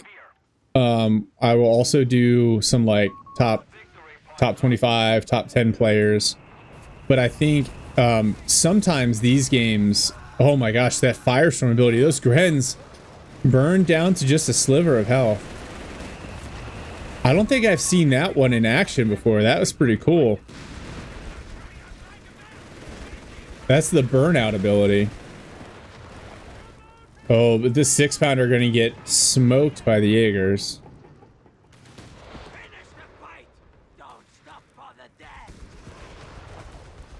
Vickers finally suppresses one of the Jaeger squads. But the other is still able to advance and clear the 6-pounder. And now the Shrek... They're going to use the Panzer Shrek to knock out the 6-pounder here. Well, an MG42 gets cleared by the recce section and that artillery. But losing the 6-pounder is big, I think. That was a lot of support to Whiskey Tango Garden against this P4.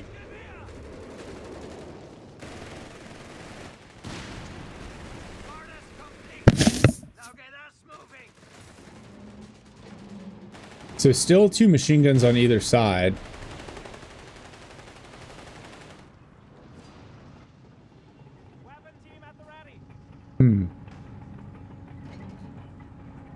Yeah, I mean, if I'm Whiskey Tango Garden, the P4 has hit the field, but I'm really worried about anti-tank, and you're really kind of like rocking a hard place because the Jaegers are a good counter to just about anything that you've got. Maybe foot guards would do okay if you could manage them appropriately. But Jaegers with Shreks are just really, really powerful. They still have great anti-infantry DPS. And then the Shreks can challenge any vehicle that the Brits have. So I don't really know what the answer is here. I don't know what you think. I mean, the main issue I think is just that Whiskey never built up an infantry force. So, I mean, he's trying to contest... I think he'd be struggling to contest any combination of 4 infantry squads with 2 infantry squads. Especially when one of his infantry squads has a boys. So he just needs more stuff. Sometimes it just comes down to mass, and Chaboy's army is just bigger. Wow, but the use of the artillery has been fantastic. Both the artillery's been brilliant. I think Chaboy has not been respecting it at all. He's just been allowing it to come in and whack his MGs. Yeah, this boys AT section, it feels a little bit out of place. Crusaders engine crit. We've got 1 grant being built. The Jaegers coming in. They'll be able to pick apart these sappers. Vickers going to set up. So I don't really know why Whiskey went for grants here and grant tech when he's 2 CP, like just nearly a CP away from a crocodile. I think the mass can be good, especially against the Jaegers if you get them on retreat. Like if you get 2 grants with, that's 4 guns, chase down and like wipe a Jaeger squad here and they start to even it out. That would be my logic, but I'm worried about their ability to deal with all this anti-tank firepower. Yeah, and I would expect him to trade in that Crusader, but maybe he's hoping to... maybe he thinks he needs it to get on the rear of a KT or something. Well, he's done a good job here. He actually got Chaboy to knock out the decrewed MG42. And it looks like he's... wiping the vet on those as well is really useful. Yeah. And now he's going to be able to cap... looks like all 3 victory points. Getting some pretty significant healing buffs. Wow, look at the range on that healing buff. All those units in the center are going to get topped off, so that is nice. Now, Chaboy very, very close to getting the KT out. At the cost of some fuel, but he's already got the P4 on the field. Got tons of manpower. Yeah, KT is available, and here it is. But in doing so, he's allowed himself to get put under a triple cap. So 4 minutes of tickets remaining under the triple cap. Not great. But there's not a lot of AT on the field for Whiskey Tango Garden. So this KT should be able to kind of roll around here with impunity. The Grant... Go ahead. Whiskey's getting a mortar here. I think he should be able to tell what's coming because he's been up against ambush MGs, and you should know that your opponent's got one tank in a time when he should have two, and you should also you can also hear this KT on the other side of the map. So yeah, although I wish it was just a little louder. The fact that he still teched that instead of getting a 17 pounder is sad. And 17 pounds are very expensive, but it's absolutely what you need now. Yeah. There's Even another 6 pounder, you can start to whittle away at the P4 and make that less valuable. Wow. The Grant actually penetrates the KT, and the KT immediately trades back. Now the shots are bouncing. Oh, infantry section takes a huge hit, a bunch of damage. More shots bounce off the KT's front armor. If I'm Whiskey Tango Garden, I'm definitely focusing on the P4. Oh, that gets a section. Oh. Skiff. Yeah, that... Waiting three model section hanging around like that is asking for trouble. KT pretty low. And no vetted pioneers, so it'll take a while to repair. Yeah, that was a good little wall. Good little defensive position there. Yeah, I would love to see another... Maybe if you can get the Crusader on the flank, but you got to deal with this P4 first. And now, Chaboy is down a lot lower. Not a lot lower. Down on the backside of VPs. Was able to relieve the triple cap using burnout to decap one of the VPs. Oh man, the P4 bounces the Crusader shot. KT was focused on the 6 pounder. But yeah, nothing's going to penetrate. They're really struggling to penetrate the frontal armor on the KT. Grant now focusing on the Jaegers, and these Jaegers don't have Shreks. The ones on the VP do. They take a bunch of damage. Crusader has to back out. Dingo takes a hit. Oh man, Jaegers almost go down to the Grant. So Chaboy just needs to throw down a healing bunker here with his Pioneer. He's not going to be able to buy much more stuff than infantry because his fuel income's being completely nuked by the KT. But he just needs to keep it fighting and topped up and blasting stuff before Whiskey can get a good counter out. Yeah. Yeah, no, I agree with you. You're a little quiet. Oh wow. The base artillery doing a little damage to the KT. Jaeger's gonna hop on this. Yeah, for Chaboy to win, he needs to get back on these VPs. And it's kind of crazy to see the KT is going to be able to hold down this center VP, I think. But kind of crazy to see that Whiskey Tango Garden's been able to really get a lot of the map control back in the last couple of minutes, despite it feels like losing several engagements. He has to respect the Grenadier Panzerfaust, though. And actually, the Gren's not taking much damage from the Grant here. P4 is on his way over to support. I think you're right. I think like a bunker with healing in the base HQ would be good use of some of that power. An AFK Pioneer behind his KT for the past 2 minutes.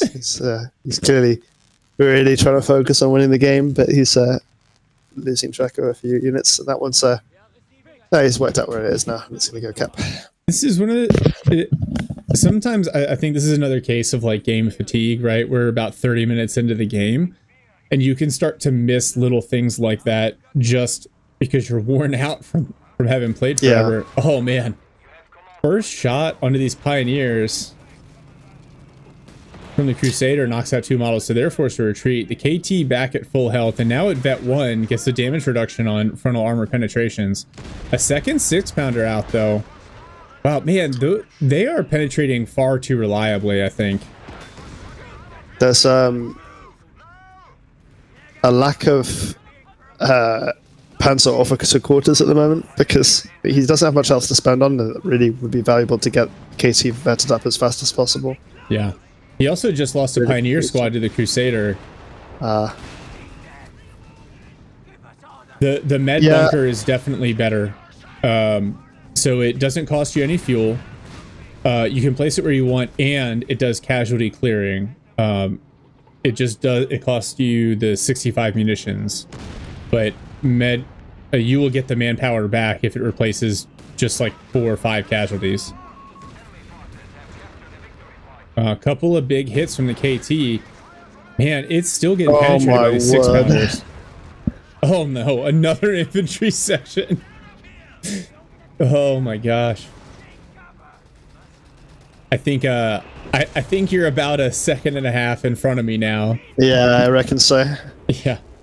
Are we going to see a giant V1 strike? I think he should be already using propaganda leaflet drop. He's got 4 CPs and 300 munitions. Yeah, get rid of those AT guns. You could force AT guns to retreat, which is super cool. All right, we're gonna see another Grant here. I mean, these players are like 1400, 1500 elo. Like they're clearly good, and they're also very new to these battle groups. They're gonna make mistakes. They're not gonna be like miss some efficiencies because they're not super familiar with using the stuff. I mean, battle groups have only been out a couple of days. If they were, yeah, exactly. It's going to be hard to use all this stuff optimally. The 6-pounders, one of them using the veteran emplacement ability. Oh, a Vickers team cleared. I feel like the KT is kind of like farming veterancy by moving up and absorbing a couple of shots and then backing up and repairing. But it's also feeding veterancy. Yeah, it's true. I mean, it could be getting so much more vet if it had officer quarters. Driving me nuts. Yeah. I think maybe he doesn't have any of the officer training. He got 3 Jaegers and didn't get training on. In fairness, we did see infantry training from Whiskey Tango Garden. So, 4 Jaegers and no Luftwaffe officer quarters. Goodness gracious! Oh, the first KT shot onto the Grant whiffs. 6-pounder rotates. It's going to focus on the P4 though. Big hits. Yeah, Bounty Quake, especially at Vet 2, they get a Faust range bonus there. I think it's like +7. So it's kind of wild how far those Panzerfaust can reach. Man, Whiskey Tango Garden, he's floating a ton. We see foot guards. He's got a ton of fuel. And I don't understand why he's not going a 17-pounder. He's not. That thing is very, very strong. Yeah, especially against this, you got to worry about the V1, but that's really it. Yeah, maybe he's worried about that. I understand, but unless he's planning to flood, like I don't know what he thinks he's going to kill the KT. Wow. Oh no! His AT gun's too close together. Ooh. One more shot. Oh. The 17-pounder will give you a truck to reinforce your dudes as well. Yeah. Grant's taking some damage from the Panzer checks. Jaeger's now at Vet 3. They're going to be very, very hardy. And this is the value of the KT now, is just being able to like kind of ratchet strap your way forward. Oh my gosh, the mortar team just one shot. People think that this tank needs like 45 range. Trust me, it doesn't need 45 range. 40 range is fine. This thing hits like an absolute truck, and it gets insane damage mitigation. Just because most people lost their first KT in 30 seconds, doesn't mean it's not a good unit. Bazooka's bouncing KT, but doesn't take a follow-up shot. I would be okay with 45 range to be consistent with the other 88s, but I would move its vision down to reflect the fact that it's a KT and hard to see. I'm glad I can't totally. It sort of makes sense, but then it's surrounded by Jaegers all the time, so I don't agree with that either. Yeah. You've also got like insane vision tools in this faction. the unit is pretty balanced, I think, at the moment with its slow speed, but giving it range would just remove all of its negatives. Like it can just sit there and kill your opponent's entire army. Yeah. Whiskey. I'm glad that Whiskey most of the language is covered up by the it's overlay. so funny. I love how he only just now responds. Oh dear. You are nothing. Oh. Yes.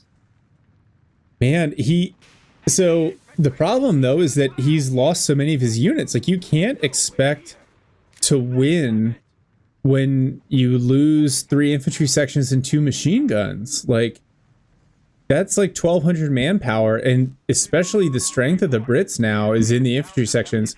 There's only a single sapper left trying to repair all these vehicles. It would literally be faster for Whiskey Tango Garden to send his vehicles off and replace them. Sometimes you just need to log off for a bit. Yeah. Otherwise, you make yourself look a bit silly. CoH3. I don't know 100% what that means, but I don't think they're going to downgrade the KT. In fact, I think if anything, it'll probably get a slight buff. I Just really based on the hope feedback. not. I really hope not. Yeah. So the 2 games that I've casted this morning, the KT has done very well, but it's been vulnerable. The problem is if good players, good players are not going to just let you walk in and kill it. Yeah. Yeah, I think that's true too. So the last comment, and I don't really like a lot of the toxic stuff here, but what I will say, Whiskey is angry.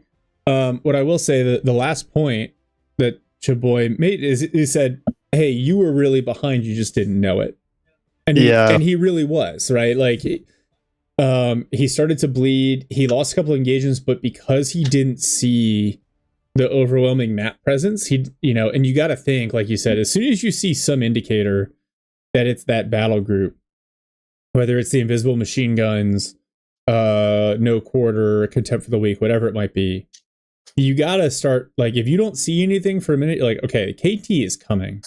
And to your point, he eventually recovered. He had great fuel income, but didn't tech the 17 pounder. And then the other piece of this is like, yeah, the V1's a risk, but if the guy is rushing a King Tiger, the V1's still like 6 command points away. Yeah. He only just unlocked it towards the end. Yeah. And actually, to be honest, while that's happening, Chaboy could have dominated the Infaster if he'd remembered that he had propaganda artillery to just like, force off the AT guns. Yeah, it forces AT guns to retreat, which is one of the most broken things in the game. It's a really good ability when you use it with Gustatorian, which is otherwise not a brilliant commander. But with this one is just a legitimately strong battle group, and it has an ability to force off the counters to your KT. Yeah, it has a bunch of abilities that really like play well into the strengths of Wehrmacht as a faction, and yeah. So Nick, down at the bottom, that's the game you can lose in the long run while barely noticing it. But if you focus on how many territory points you actually had and how much manpower you bled while your opponent did not, oh boy. What I would really like to see, if there was a way to track KD in game like you can when you're casting, that would probably inform a ton. Right? Because there are games where like I'm winning engagements, but the opponent is retreating early, and I don't realize I'm not really actually bleeding him. I'm just kind of winning fights. And then something pops up mid-game and you're just unprepared to deal with it. That's why I think like a running KD counter would be really helpful. Yeah. I think if I'm honest though, like, I don't know, it's going to sound really contradictory, but I think trades and KD used to be something I paid more attention to. But I think the KDs in this game probably end up being fairly even. The difference was that it's about composition, right? So if you simply don't build more than 2 infantry squads, then you can't. It doesn't even matter about the comparative scaling of your individual squads versus the other opponent's squads. Like, you just have less infantry, you're going to scale worse. And it just became really apparent in the mid game because Whiskey's like got good map, like had a good KD lead at 12 minutes. Mhm. because he was doing a lot of bleed with the Humber. Mhm. But then when he loses the Humber, he just doesn't have much left, right? He can't fall back on a bunch of vetted infantry squads because he never built them in the first place. Yeah. Hey, Fred. I think he didn't use the battle group all that efficiently. Like you pointed it out during the cast. Yeah. The only thing that he really used from it was the burnout and to decap points. But like it's an infantry centric, attacking centric battle group. And so to only build 2 infantry sections, you're like you said, you're just not capitalizing on the strengths of the battle group. Like he might have been better off playing with something like armored or air and sea. Yeah. You know, The Canadians themselves have a really good matchup against the Jaegers because they've got so much HP that they can actually fight the G43 Jaegers pretty well. And cost pound per pound, they've got a fair bit more health and a lot of damage mitigation. And if you're in cover to cover fighting, they can pop off a few like incendiary mortars and just like really flip a fight quite quickly. Mhm. But yeah, the double MG start from Whiskey, not building enough early, because if you don't build enough early infantry, one of the things that happens is, in order to get a big enough mass, you have to start building like raw sections in the mid game, which are just gonna perform so poorly against already vetted infantry. Yeah. No, that's a good point. You get the sections early, get the infantry training. They can help they'll beat Grens really easily in the early game, and then you can start to kind of shove your way in. You get some veterancy, they scale better against the Jaegers. The Jaegers want to stay in cover. His artillery, his artillery use was fantastic. The Recce Arty and the Dingo Yes, Arty. it was really good. I've not seen. He used it far better than most people do. Yep. I think he was just missing a dimension of value in the game, which is like people try to think about like just manpower being and resources, but actually veterancy on your squads is a resource as well. Yeah. Like just have your resources are only good for what they buy you and like what power you can project on the map, and simply not building enough infantry is like you're not gathering that value in the form of veterancy because you just have fewer squads on the field. Right? It's almost like Age of Empires, right? Where all of your dudes are like, you've got a bunch of villagers and you're like and you're gathering with them, and you can kind of think of your infantry squads as like gathering veterancy throughout the game. And if your opponent has like twice as many villagers, and your economy is going to be like way worse. It's like a really wonky way of thinking about it, but I think it can be quite helpful, especially for pretty much anyone under 1200. Because the number one thing that people don't do under 1200 elo is they don't build enough infantry. Yeah. Partly because it's harder to micro. So they're more comfortable just building a couple of squads and some vehicles. Yeah. Oh man, that's a good point. The veterancy matters so much more now. After the 1.9 patch, the vet 3 bonuses that you get, I mean, they're huge difference makers. So and also since the overall infantry patch increased infantry lethality, like the more veterans, the more squads you have, and the more vetted squads you have, like you can just project far more power onto the map. Yeah, I think this is a really strong battle group. I think the shock battle group also really strong. I gotta go dig around. I want to see more of the DAC tank hunter stuff. I've got another 1v1. I've got a couple of 2v2s. I've got one 1v1 that I'm saving, I think, for the last thing I want to do. So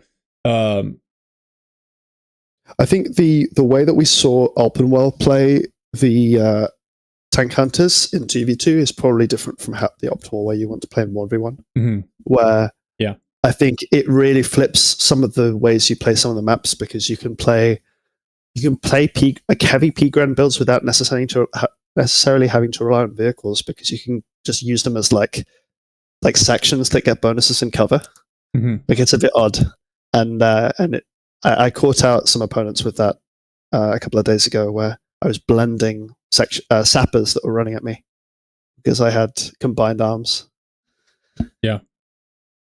Combined arms, rifle plus wall equals combined arms. Yeah. In the interesting gameplay. Real quick before I set up for the next one, address a couple things in chat. Quote says he has turned off the chat. He tries to be a polite player. The game can be frustrating. I think it's important to remember that your opponent is not trying to tilt you. I'd say 75% of the time, they're not trying to tilt you. So it's always better to be polite. If you can recognize when your opponent makes a good play, I think that's more of a healthy environment. For those of you who have ever played like Counter-Strike, every now and then you get deleted by someone like doing a running, jumping headshot with a Desert Eagle. I just try to always come back with like, nice shot. Because that keeps me from being like tilted and angry. And even though I might be shouting at my computer. The other thing that's really helped is streaming. Because I feel like I have to control myself just a little bit. But yeah, I think as a general rule, let's try to be nicer in chat. This game can be, I think it's the RNG mechanics of the game, which make the game really fun and feel more realistic, but then also can be tilting. You get a couple of dice rolls that go against you. Amakish, I don't think the allied battle groups are bad. I think they're good, but you have to play them the right way. I haven't seen them in I haven't casted any 3s or 4s. It's too much going on. The only one who loses when you get upset is yourself. Yeah, like the great DJ Khaled once said, you played yourself.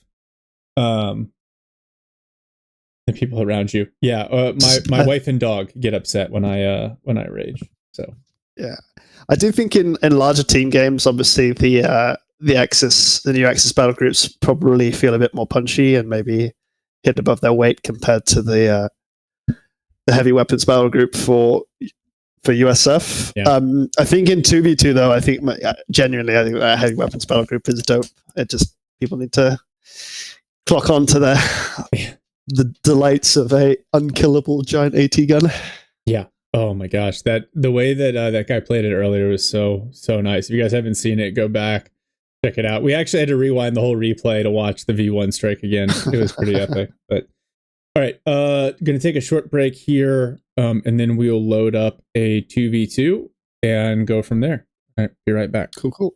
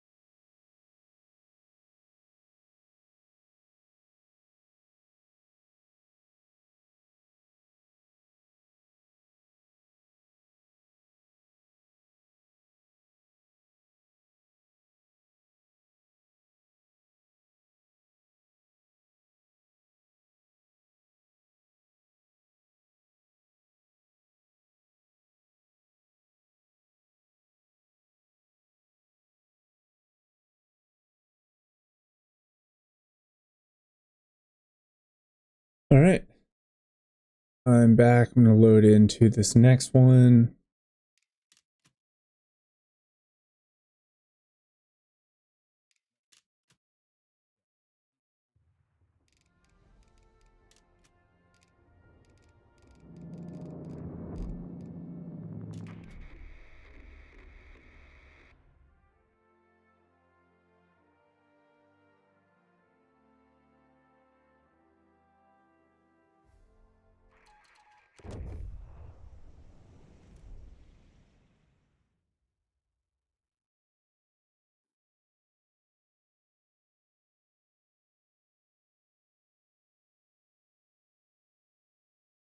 All right, Otto, I am loaded in at the 2-second mark. Awesome. Give me a second. I was watching Jamie's most recent brain rot. Which one? The boots? This is America. He's just posted it. Oh, wow. Bro's cranking out the videos right now. Oh, he is. And his stuff takes a lot of editing. Yeah. Oh, all right. I've got the CoH3 set up. Ranger weapons drops. You never get the yes. That is a fact. If you call in a Ranger weapons drop because you absolutely must have a specific weapon, you will not get that weapon. It is one of the laws of science. Sounds like a skill issue. Oh my goodness. All right, I'm at 2 seconds. Oh, my favorite map. Absolutely not. This is awful. Torrente? Oh, this could be Torrente. good. Oh, I'm sorry. I need 30 seconds to chat with my wife, and then we'll start.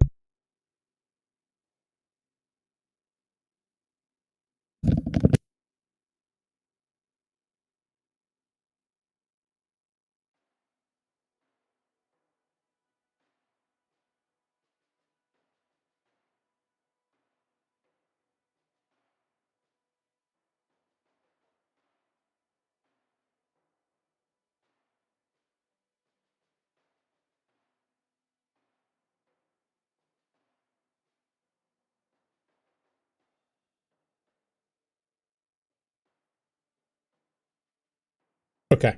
All right. I'm back. Let's do it. I don't actually know. All right. So this is about 1200 elo. So this should be interesting right here. Saturday morning CoH3. Yes. Oh man, I'm already through an entire carafe of coffee, and I'm on to CoH3. So same here. Yeah. All right.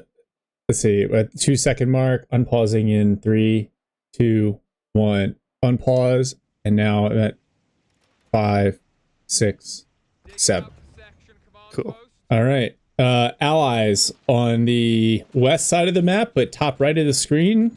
Thanks, Will. So in blue, we got Union Cat playing the Brits, going section command post. In teal, we have V Demo playing Americans. Union Cat going heavy armor battle group, so we're not going to see Crocodile or Shock Troopers this time. Opposite them in red is a Wehrmacht player. TH, going Terror and MG42 camo to start. And then purple is Dak, and that's Opti.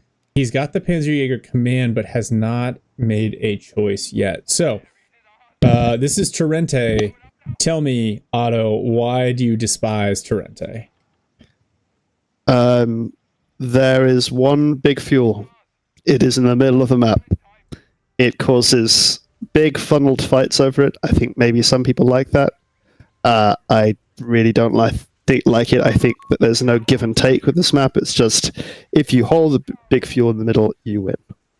Unless you can find some clever way to leverage like strong control over the munitions into some kind of heavy ability based or upgrade based play style that gets you an advantage some other way. But I'm not big brain enough to do that, and so I just rage when I haven't had the fuel for like 5 minutes. Well, so it's funny you say that because V Demo, the American player, is focusing on all those munitions on the flank.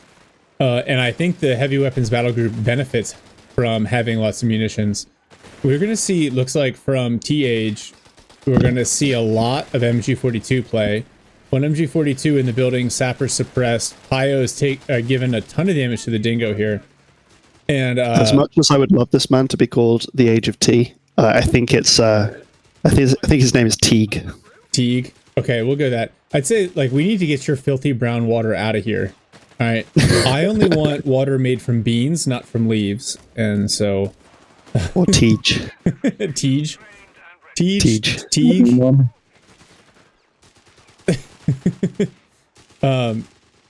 So all right, so Opti in purple has gone for the tank hunter battle group. Maybe we'll see an elephant. And then the only counterpoint I'll offer, I know you say it funnels all the fight into the middle, but I think that makes it separate and distinct from many of the other 2v2 maps where it's about width. So I do like the variety. Man, Dingo taking a ton of damage from these MG42s, thinks about pursuing the Pioneers but won't. And now he needs to run before he gets burned down completely. A little bit indecision there from Teague, but good to keep his MG on the front line, and he's held his ground just fine. Yeah. These double MG openers are going to become much more prevalent, I think, with this battle group. They're so strong. And the fact, I don't understand why they gave them moving camera. Like, that's not something they needed. I'm not sure about being flanked by an invisible MG. Oh, the flamethrowers hit though. First burst comes in. Oh, but he gets the MG42 out just in time. Yeah, I agree. I think it's because the way the camo mechanic is coded, it's like giving it only static camouflage is probably not possible in the way the thing's built that's out. what Jaegers get. Jaegers don't have moving camo either, do they? Maybe. I mean, they've got like commando camo. Yeah, I'm not. Are you talking about the Luftwaffe Jaegers? No, we're talking about the Or the new ones? The the Jaegers new Luftwaffe company. machine camouflaged MGs. Yeah. Oh man. They've No, got- but I mean, the Veteran Jaegers from the Luftwaffe company get moved in, though. I'm sorry. I don't know if that's what you meant. Do they out of cover while they're walking around? I think it lasts for a little bit. It just it doesn't okay. last as long as maybe this MG42 camo lasts. Sorry, real quick. So V Demo It's very forgiving. has gone. Looks like mechanized. Is it mechanized? Yeah, mechanized support center and heavy weapons battle group.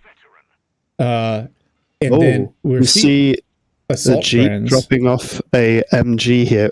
So there's an M1919 that's now been dropped off for Union Cat so that he can better control this church position. Very interesting. I'm not sure why they're doing it that way. As in, like, it's totally like Vickers not that bad, but I guess they don't like the Vickers, and so you've got this whole convoluted strategy for your opponent to like your teammate to drop you in 1919 instead. He has had really good munitions control, and I wonder if that's the reason. But because you can drop it with munitions instead of manpower, you save a little bit on the cost of the machine gun. Yeah, Dingo's but I think that gonna whole somebody in. move has meant that, like, while he was focusing on that, he got entirely pushed off and didn't build healing, so he's going to be in base for a little while. Yeah, this is the other weird thing about this map. Because the players start in separate base areas, you can't get the, like, benefit of synergistic healing. Oh, Sapper. the Sapper's okay. in trouble, but so are the Panzergrenadiers in the building. If that building yeah. gets collapsed, but it looks like The it scatter won't. at this range is very wide. Yeah. Grens can't close the sappers. That's not No. something you want to do. Yeah, Gren's forced off. Teague has gone. Is that contempt for the or no? It's got to be contempt for the week that he's It's on contempt for the week. So he's got a lot of models, Union Cat. I'd like to see him try and soft retreat here for a big dingo heal, but looks like he's just going to stand there until he's full stuff. More Dingo artillery coming in. Nice. I love that you immediately hear the base howitzer shoot in the fog of war. That's a great. Why is great the touch. base howitzer so much more audible than the the V1? Oh no! Oh no! Just as if this map couldn't get any more disgusting, there are now S mines in it. Yes, S mines everywhere. These things are. I imagine they will get an adjustment at some point. Units move so fast in this game, and the callouts are so are often quite hard to hear. That that your units just bundle into them and hit, and because of the squad spacing as well. In CoH3, you do usually have a lead squad member who take the S mine field and slow down the squad to a crawl. But in this game, your wide squad spacing means they hit like 3 S mines at once, and then if they crawl a bit further, they're dead. Before you can react. And so we were seeing a Humber, and then tech for Stewart. The American player V Demo has gone heavy into BAR rifles. He has an engineer, but no sweepers. So those S mines. Oh man, S mines getting dropped everywhere. Oh dear. The other one that's really nasty are the butterfly bombs on retreat, which we saw previously. Yeah, and I think there's Oh man, these it's not going to be bleeding. Oh. And it's not going to be fun for allied flank. players to feel like they have to run like a backline sweeper. Yeah, running around the retreat pass to save their units. And I mean, even if you have that, sometimes it's going to be there's going to be no saving certain squads that are already retreating because the sweeping squads will detonate the mines when they shoot them. Sapper's just doing work over here, pushing away one MG42. They're going to throw a grenade onto the second. Meanwhile, Opti lost 250 goes down, yeah. So, ooh. Really we see a Warble coming out before 9 minutes, or like being queued before 9 minutes, which is okay. And I guess the allies really, I guess if you're not gonna contest the Axis MGs in the early game on the mid fuel, then rushing a bunch of bars through the munitions areas is a good call. I just hope that they also have 2 caches coming down. So the allies content to allow that central fuel to be owned by their opponents, but they almost had a triple cap on there for a minute. And so they're really focusing on the flanks. I think that can be risky on this map because you run the risk of like one player getting doubled and totally rolled. But you can put a lot of VP pressure on. So yeah, this map is really interesting in that like the central fuel isn't, there's one big fuel point, but then the VPs are split and it's in a 2-on-1. So you'll see some longer games just because it's very, very hard to get an effective triple cap. And look at that. Union Cat's doing exactly what you suggested, using the Dingo healing on his forward units.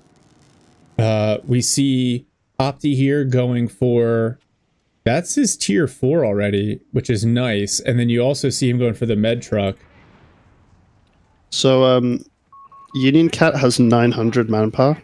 Oh my good. And why? It's going up to 1,000 now. And he's just seen a Warble, so I reckon he probably wants to get his AT gun. He doesn't have training yet either. He could probably do with 2 more sections. So I think he's just kind of chilling with half the army size he probably needs to go into the late game. But again, when he's up, somehow his army is still bigger than quite a lot bigger than his opponent. Well, he's gotten a couple of wipes.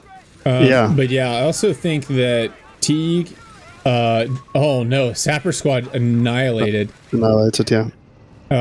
Teague, I think, let a lot of stuff slide in the interest of getting this Warble out quickly. He could also benefit from some additional infantry here. I mean, we were talking about like last game, like the biggest difference between players at various ELO ratings is that they will usually have more squads. Partly because they keep them alive better, but also they'll just build them. Wouldn't normally expect the DAC player to have twice as much infantry as the WER player. Yeah, absolutely. But I guess the DAC, that's kind of the issue with the DAC players having, is that they've actually had pretty good fuel, but he hasn't converted that into any kind of pressure unit like a flak truck or something to push off the USF player. Well, so now he's running into bar rifles with unupgraded Panzer grenadiers. Really interesting choices too. So you've got the DAC player building a cache on a +5 fuel. Nothing on Yeah. the +16 munitions. DAC are famously starved for manpower, especially because all of their upgrades require manpower. Oh, 6-pounder arrives. Gonna get a couple of good hits in on this Whirlwind. I don't know if Teague sees it. He finally reacts. Oh, here's the Stuart. One more big hit.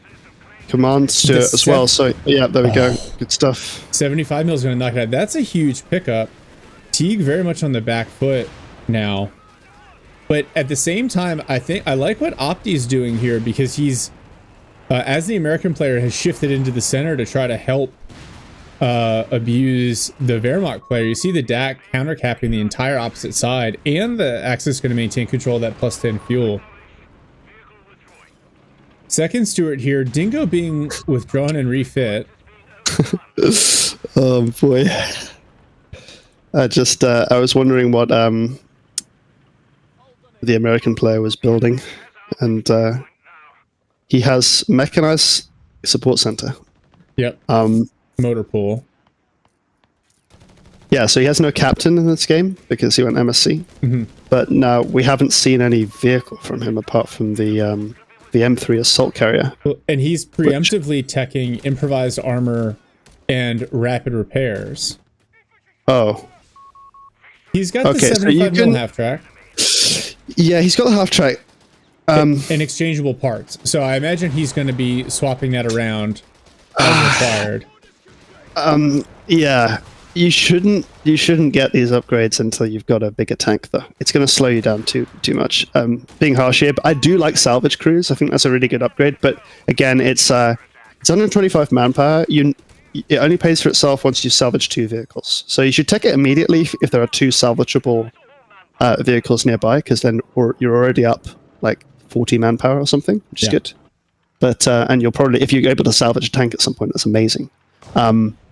But I think MSC, Oof. I've played a bunch of MSC games the last few days, and I feel like it's pretty challenging, and you have to be a bit more careful with your upgrades. You can't afford to buy these things when you're not getting the value out of them. Yeah. First walking Stuka barrage comes in. Fortunately, one of the rounds hits a building, so no squad wipes, but lots of damage. I think to your point, the Allies have been so behind on fuel anyway that like investing in all these upgrades, the fact that we're 15 minutes in and the American player only has a couple of half tracks is a bad sign. Now the Brit player is set up a little better, and it looks like there's a flame engineers in this assault half track. Oh no, you can't close. Now with a Warble and a Trek there, It's half track smoked. It's a play you can make, but you can only make it about 8 minutes before this. Yeah. And I think he was just wanting to try it out and just didn't really pick his moment there. Yeah, frontal assault with a half track, not the best. I'm definitely going to borrow that idea though of creating a USF clown car. That sounds fun. Yes. Oh wow.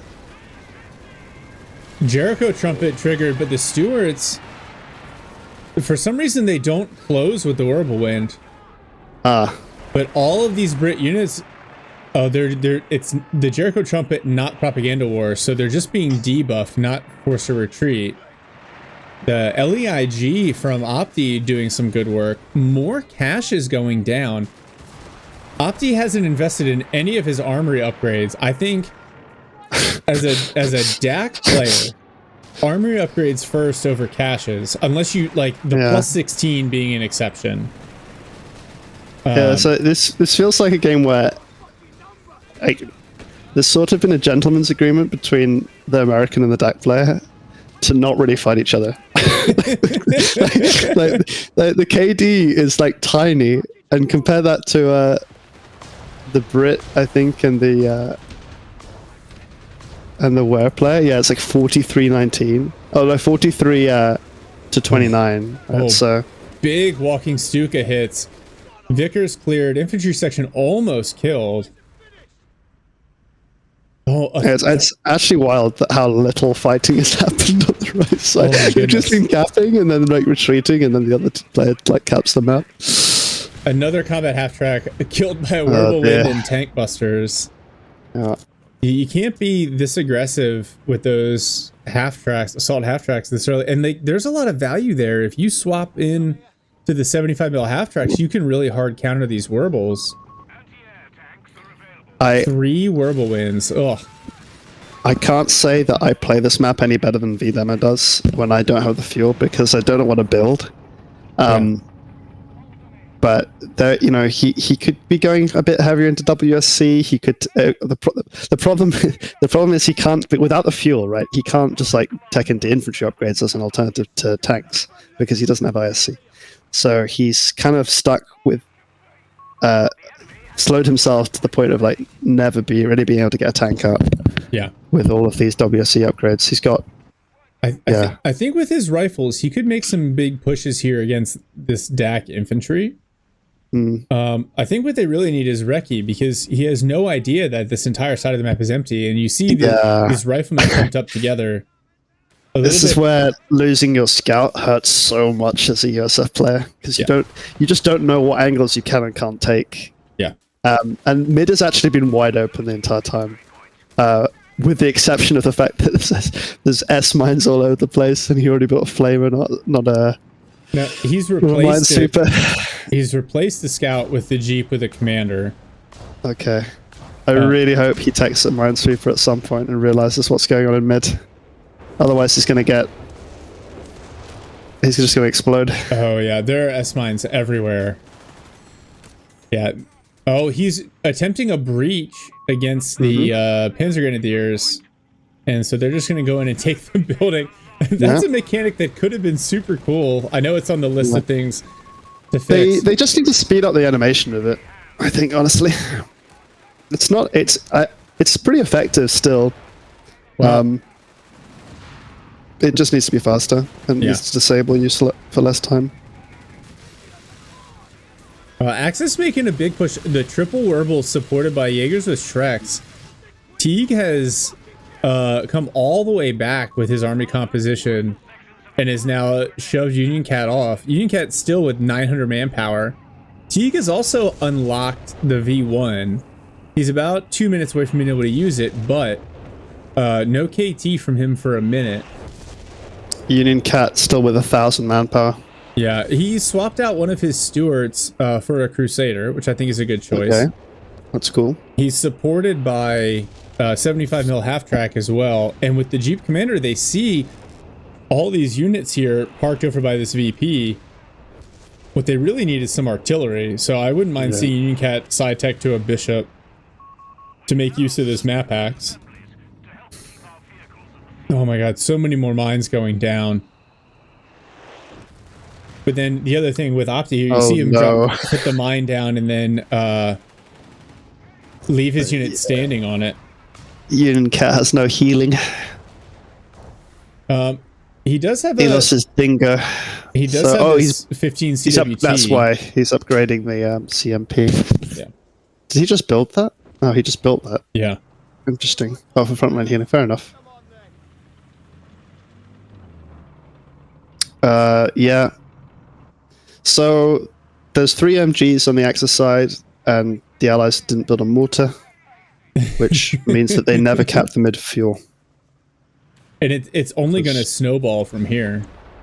Oh my gosh, look at more S-mines going down. Oh, there's so much manpower on the British side, and it's... Oh no. What killed the quarter-ton truck? What killed the Jeep? Mine, I guess. How? It was literally on his own repair point. That is the weirdest thing I've ever seen. That's very strange. Okay, there's a bit of poking and prodding on the left side. Oh, on the right side even. Yeah. Crusader has found one of the Werbel wins. Actually, good push target weak point. One more good hit. The Jaegers, I'm sure, are going to pop a Shrek here shortly. Nice. So one Werbel knocked out. Crusader's going to continue to push on this Werbel win. But the Shreks are just not reacting, and they're nowhere near. They should be retreating back to base already, but they're just going to let the Werbels die. Wow. 2 Werbels knocked out. And Is now, it going to be 3? The Shreks are just... Okay, finally the Shreks stop moving. Tank Buster's running up. 3 Whirlballs Oh, knocked my out. word. What a swing. Grenade assault coming in. And now the P3 and the tank busters combined Oh to no, knock out the and Crusader. Teague went left tree in Terra, so he can't get the KT even though he has enough resources for it. The Shreks finally get their revenge and knock out the 75 mil. I'll take that as allies. I'll take that trade all day. A Oh my Crusader God. and a 75 mil half track for 3. I'm half Whirlballs? expecting the V1 to just land out of nowhere, but he's not going to use it even though he teched it. Oh, he has it available. Yeah. This one's... Yeah, okay, there goes the Shrek. Oh my gosh. Oh, right. Rifleman annihilated by S-Mines just Oh immediately. no. Another rifle squad running up for a snare, but they're pretty close to some Where- other S-Mines in the There's center. this is the only rifle squad left. Oh my They're all gosh. dead. Yeah, V-Demo is just... He's struggling to figure Yeah. out what to build here. He's built a Chaffee, but Chaffee... He's basically just like in a form of 2v2 mindset where it's like I have to help my teammate win their side, yeah. and it's okay. Like it's not a bad way to play the game. It certainly is helping him body Teague, but in 2v2 you should try to what you should be trying to do is like carve out advantages on your side so that frees up you up space to overload the other. But if you basically just are really so focused on the other player, you're not dedicating enough time and thought to like what you actually need to crack your opponent. This doesn't feel like an arranged team. Union Cat's still 1,000 manpower, and you got V Demo who has very few units. Oh, they finally got a sweeper to find some of these S-mines. Very few units. Yeah, but that's the issue. They just explode anyway when you disable them for some reason. Oh. Building. He had another cache queued up. He really needs to build some units. Now we're going to see a Brumbear out from Teague. He must be so sad that he can't build KT right now. Oh, they found the other S-mines. Yeah, I mean, KT at this point would just end the game, I think. Or a V1 onto Union Cat's defensive force here.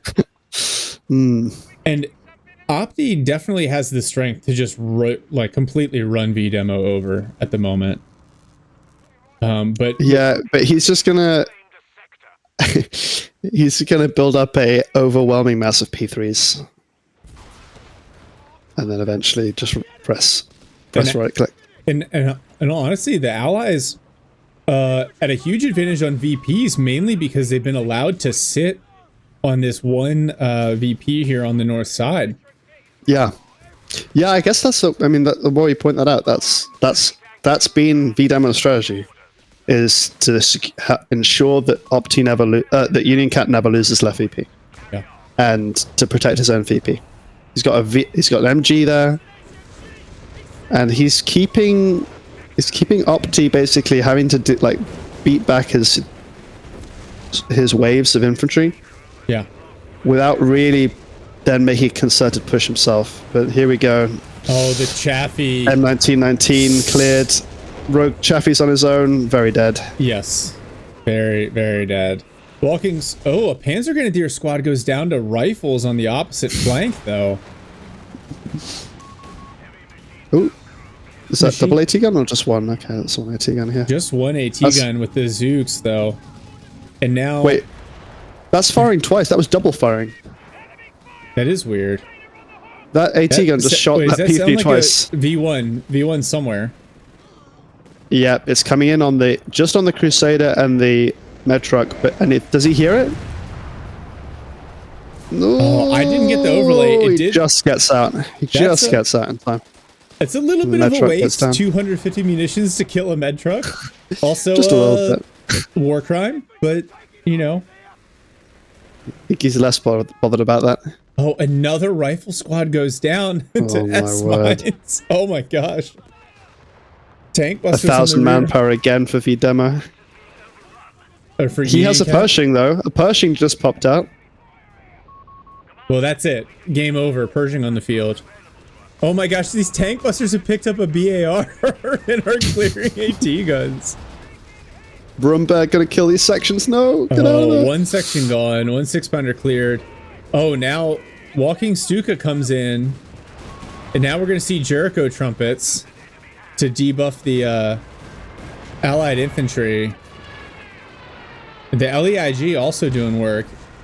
Yeah, Looney Tunes game. It does feel a little bit like that. This is crazy. I can just feel the stress Yeah. on particularly on both sides actually, because the Allies they have a fairly decent army, and this Pershing is gonna have a really good matchup against the P3s with that tungsten. Yeah, and the Brumbear. It just really Yeah. can't do that much. The Allies might. Oh, immediately Somehow carve this smoke the out. Crusader. Oh no! Yeah, Opti. Suddenly a black V Demo's army looks good.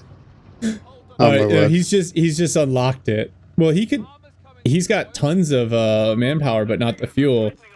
Opti. All right, so now Opti has been investing in some of the DAC upgrades, right? So he's got the survivability upgrades. He's got rapid advance. I can't believe how much manpower Union Cat has. It's all game. I don't think he's gone below 600 manpower of float. That's wild. Get another. He's got a infantry section queued up. He's got 600 queued up. No, he's selling the command Stuart. Oh, I wouldn't do that. That's a good unit. Well, It's only going to give you 30 fuel. Pershing against Vet 3 Jaegers not doing very well. And now he's got to back up for repairs. No, but this is where at least the MSC training that he built at the beginning of the game is finally paying off. Because he's getting minus 25% damage from the Shreks. If that's applying properly. I'm not entirely sure if it is. It's hard to tell, but he's also the gun on the Pershing, I know it's geared a little bit more towards anti-vehicle, but not doing a lot of damage to the Jaegers. Yeah.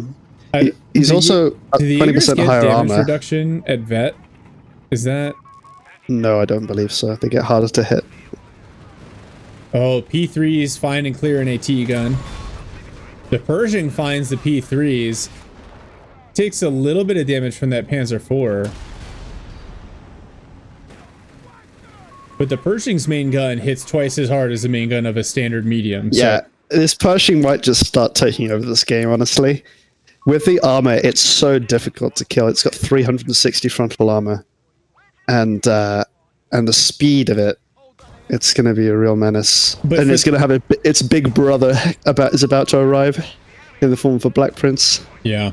The biggest issue, though, is he's got to keep it moving. Creeping barrage from the Walking Stuka clears the AT gun. Now, Pershing moves up. Finds the He just doesn't P3s care. again. He's just rolling in. No support. But they've lost access and now triple capping. This is dangerous. The overextension. Yeah. You don't want to start taking side and rear hits with this. Oh, man. But it is more than a match for the P4. Oh, boy. It just turns around. So it goes back in again. Annihilates the P4, and it's backing up and using the church as a sight blocker. The Zoom squad is there as well. AT gun clear. Baiting it in. Oh, there's no vet on the double bazookas. 6-pounder. And look at... Oh, wow. Holy cow, you're exactly right. The Pershing play was fantastic. And now the Black Prince... Vet 3, Black Prince hits the field. Oh, boy. And now a Tiger for Opti. Oh, could we see the Tiger and the Elephant? This is an absolutely bonkers game. This is nuts. What is happening? Another cleared He doesn't AT have gun. enough manpower for the no, he can't. He's not going to get the Elephant because the Tiger's out for Opti. Oh. Brumbear force back. This Pershing needs to be careful. If it takes too many hits, even from something like a Walking Stuka, it could go down. Oh, the triple Jaeger Shreks move up. Yeah, there's not much that can fight that. Oh my gosh, Sappers just wipe a Stas Trooping squad. What? What are we watching? Holy cow. Let's go. Now V-Demo's unlocked the Black Dragon artillery. He's got 450 munitions. Black Prince here. And the Jaegers just run away.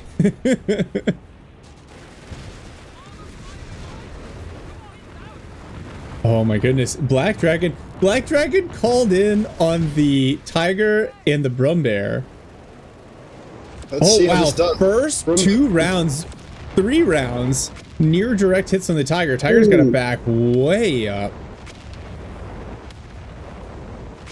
That was a very accurate barrage. Yeah, the RNG just loves America, I suppose. Is it basically zeroing artillery, that ability? I mean, it looked like it. Oh no, the V1's coming out of the Black Prince. He doesn't know. Get out. Oh, Wait, you can fire that into the fog of war? I'm sure he has no vision. He just fired that into the fog of war. can you do that? That looked like it. A second crazy. V1. You can see, I love the crater that they make, but does not hit the Black Prince. And I think the Black Prince is one of the few units in the game that's not It instantly would survive killed. it, but it would take it out of the fight for a long time. Yeah. See, Union Cat's got forward, could drop down a forward assembly, and there are 2 heavy tanks on the field. That would be a very smart thing to do. Yeah, even like a double forward repair assembly would heal so fast. Oh, the Pershings found the Brumbear. Oh my word, it's all Oh, falling Brumbear apart. lost Yeah. again, but now the KT is here. And triple Jaegers with Shreks. This Pershing needs to He's behind run the Tiger. away. He's way overextended. Oh my gosh. That's He's going for the he's Stuka. going for the walking Stuka. Just go all the way around. If he kills, he's going First to shot one-shot the whiffs, Stuka. but he's gonna find it with the second. Oh my word. Walking Stuka knocked out, but now he's Black found the Prince Tiger. Oh no. Oh no, and a Pack 38, the Vet 3 Pershing. No. Oh no. And now the Black Prince on its own against a King Tiger supported by 3 squads of Jaegers with Panzer Shreks. That was an incredible throw from V-Demo. Oh. Bro, if you want to do that, just get yourself a Chaffee. You've got plenty of resources Yeah. to grab the Chaffee. Has he actually teched the tier 4? No, he has not. So just that's all he can get. The 75 mil half track takes a lot of damage. Now we're seeing and the the impact Black animation. Dragon artillery again onto the KT. Yeah, good stuff. Oh, Jaeger slow. smoked on retreat. I don't think this is the best use of the 240 mil artillery, but they have terrible. gotten the Jaeger This- squad this- still good. There's a bunch of flanking infantry behind the KT, Yeah. but they're not going to get involved yet. Now Union Cat going for the 17 powder. He still hasn't dropped below 400 manpower, and S-Mines claim another rifleman squad. Oh my God. I just knew. He's got a sweeper. It's on the mid. He's got enough Wait, no. manpower, but instead he's building more. They're building more caches. We're 35 minutes in. Stop building caches, guys. They can't be stopped. They must pull caches. The Axis. It is the Axis. the yen. Oh my gosh, they're still down on VPs though. I'm not capping it. There he is. He immediately gets slapped by Tiger. V-Demo has only one thing on his mind, and it is building another Pershing. And then that will be the unit that he controls. He's got another minute of fuel that he needs. Wait, now we've rebuilt the Stuart. Very good. we stalled that earlier, but I'm glad it's back. Oh, now Assault Grenadiers. It looks like Axis are going to get a triple cap on here. So the Command Stuart is really useful against the KT. I imagine that's what he's thinking of doing, because he made the last one a Command Stuart. I believe it. Wow, Black Prince. Oh yes, designate targets. This is smart. He's got mark vehicle for the. He's got multiple forms of marking for the KT, and 200 munitions. Oh, but Union Cat has lost sappers and infantry section. Luca is Butterfly really- bombs coming in, but this is an awkward spot for him. Yeah, they should not be there. They should be on the retreat path. Man, Axis have achieved the triple cap.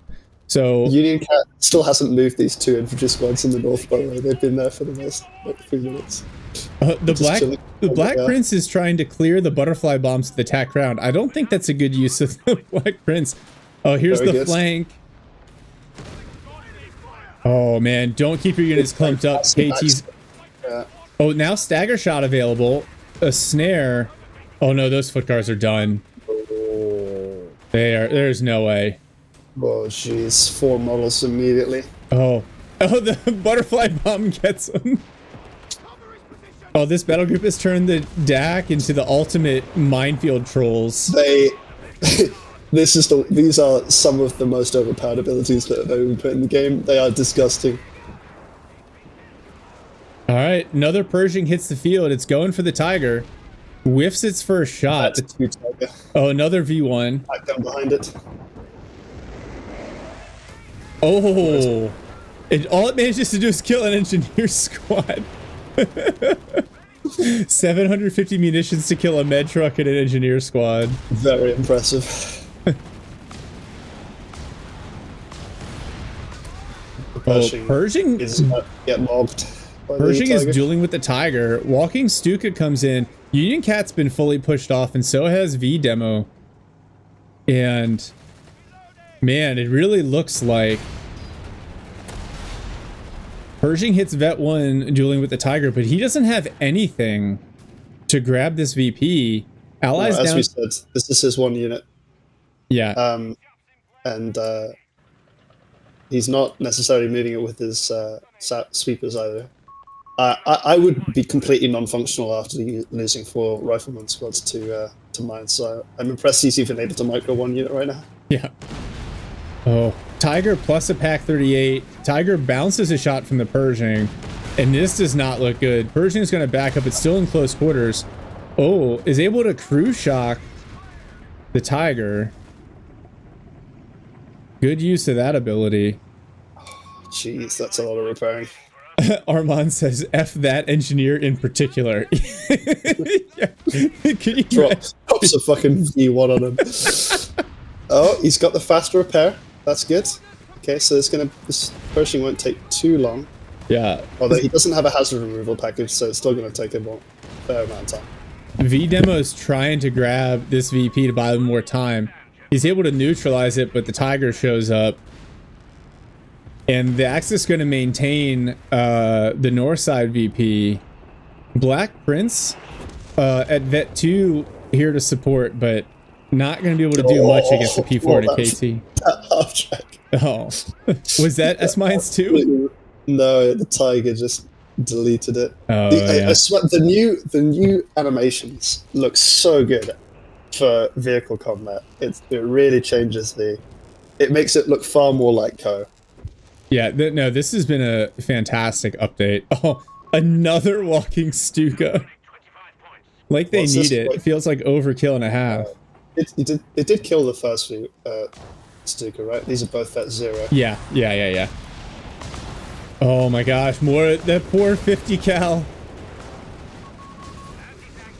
Pershing thinks it's CoH3 trying to crush the assault grenadiers. Honestly, such a shame that this game slipped away from the Axis. I mean, I'm very biased because I'm playing a lot of USF right now. And VDemo did loads of really intelligent things. Yeah. Just like the core approach to the map and the way that he was using his infantry in particular,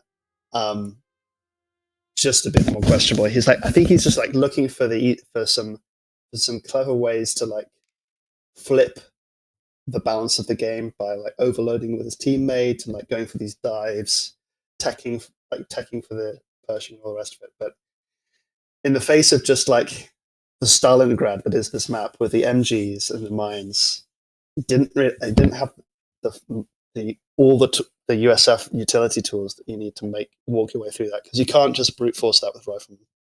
Yeah. I think if he had leaned into, because he unlocked the 50 cals pretty early. I think if he had leaned into the assault half tracks a little bit earlier. Oh, thank you, Curry. I appreciate you. If he leaned into the assault half tracks a little bit sooner, maybe with some more engineers, right? They were floating so much manpower, and like, please, for anyone watching that is newer to the game, please, for the love of God, do not build caches on +5 resource points. It's not worth it. You need the manpower. You need to be building units. And so that, oh goodness, it's mind blowing. The V1, I think this was a good game for showing. Still, it was a little hard to hear the V1 launch and stuff in game, but it's showing like the balance of it, because it does hit really hard, but you have to hit something. And so like I felt like the Union Cat at least got enough of a warning to move his units kind of out of the way, minus as Armand points out, that one poor engineer who just got smoked. I think the biggest risk with the V1 is if you're trying to help your teammate and so you're spread out and the V1 comes in, then it can be a little bit more difficult. Like if if you happen to be looking at the other side of the map, because the audio cue like hones in on where it's actually landing. Yeah, but I mean, you saw me on the cast. I was struggling to figure out where it was going to land. And I've got like IEMs in, right? So I should have pretty good spatial awareness, and I had no idea. So I normally have the sound. I think most people have like their sound effects volume tuned down a little bit compared to the master volume. Mine is not. Mine is at 100. Mine's at 100 as well, and I've also turned my master volume down a little bit just to be able to get that V1 effect more effectively. Yeah. V demo, the Persian play early was good. Was really good. I think that this showed kind of the power of the Pershing, like the fact that its main gun does so much damage and has such high penetration, I think is really valuable. The speed of it's good. It is still very much in danger of being of overextension. And this is a map where like there are only so many routes back. Given the patch also increased bonus damage to the rear of heavy tanks. Yep. The Pershing, because it's so fast, you can feel like it's just a giant chaffee on steroids, but it's going to really get chunked if you find yourself with something pursuing you behind you. Chaffies are really good supporting units for it, and you should build more of them. Basically, if you're thinking, oh, maybe I'll just dive this with a Pershing, you probably want to use a Chaffee for that. It's more expendable. It's gonna one shot a Stuka anyway. So yeah, I think Bulldozer are also a really good pair for the Pershing, just because it doesn't have a pencil mount machine gun. It feels like the gun is tuned to deal with vehicles. So pairing a Bulldozer to deal, especially with like Shrek blobs, probably pretty powerful. Yeah, I think the MSC is a good idea as well. So I don't have a problem with MSC. Getting extra arm on the Pershing is great, which allows you to go easy 8 Shermans as well if you want in the hyper late game. So you can have a Pershing in the head of a squad of 8 easy 8s, which would have been good to see. Yeah, I'm gonna pull this up here. So improvised armor increases the armor of affected vehicles by 20%.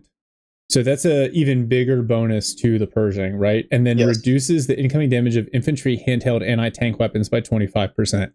So that takes the Panzer Shrek's damage from, I think it's 120 down to 90. Which is big. Which the real way to think about that is, because a lot of the time the Shreks are hitting you with ambush bonus, it's kind of like negating the Shrek's ambush bonus. Is what it really does, which is helpful. And then for the DAC player, the S-mines.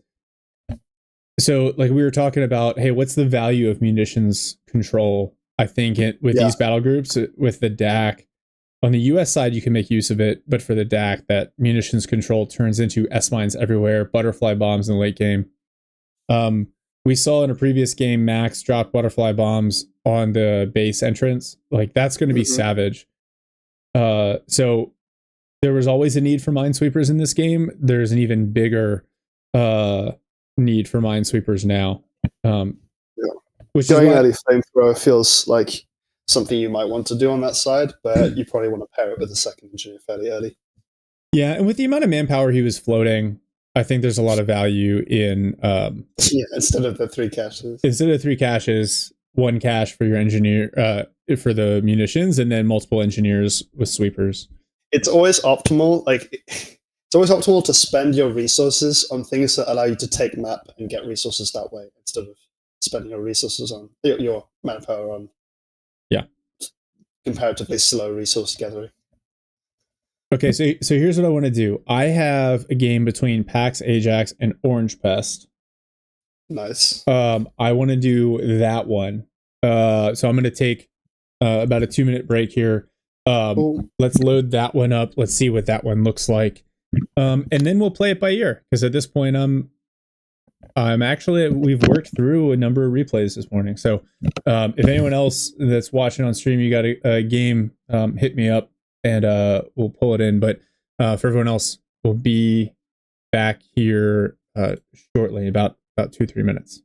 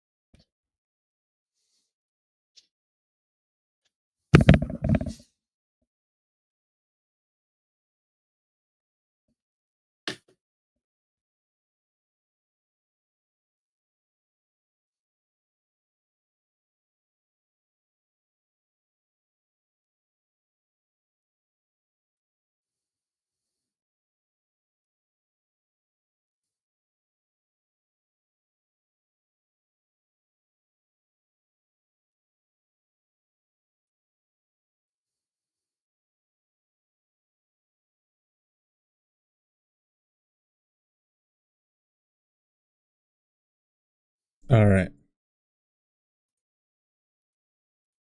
Let's load it up. I want to see what Orange Pest does with the new battle groups. And Pax. Pax is he playing the new battle groups? I have no in idea. this one. I have no idea.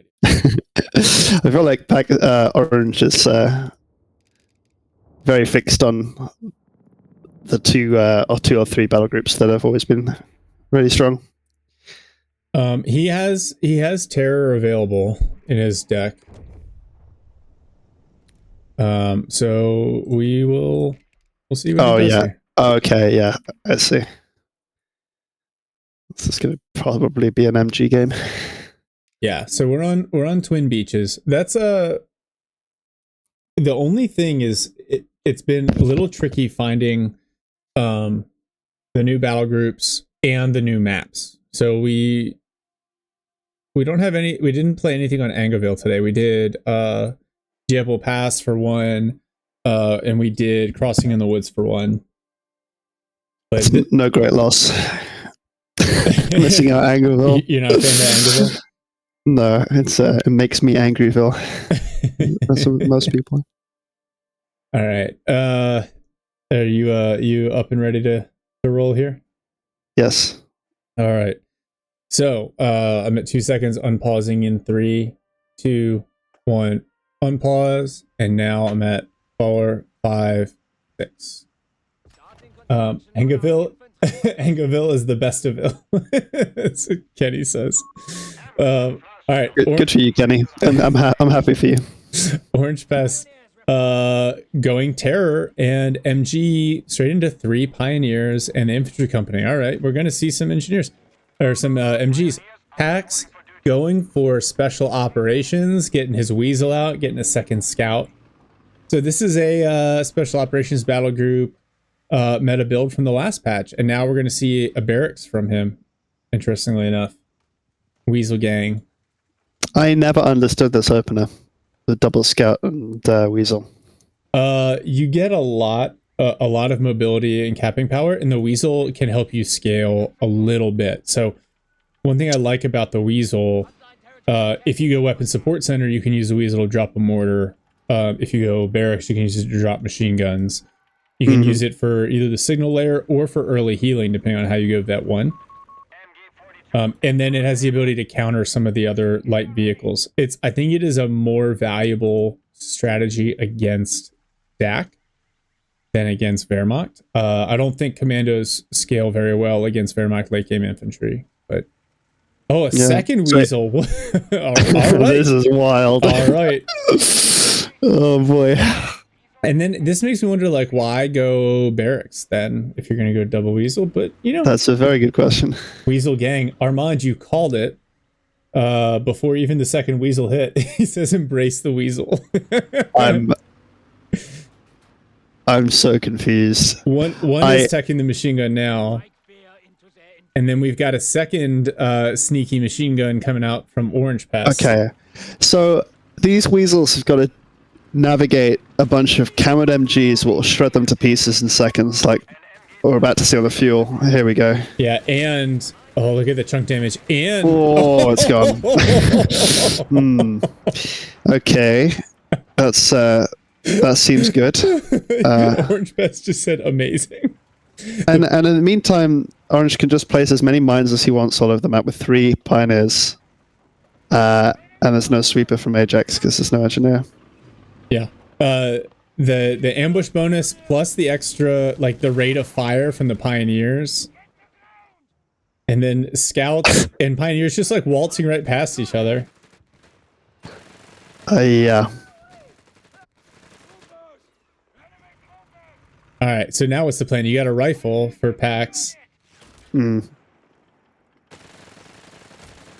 Oh, these scouts getting beat up by pioneers. Here comes the second MG42. Yeah, scouts bounce. Yeah, I'm not sold on this build.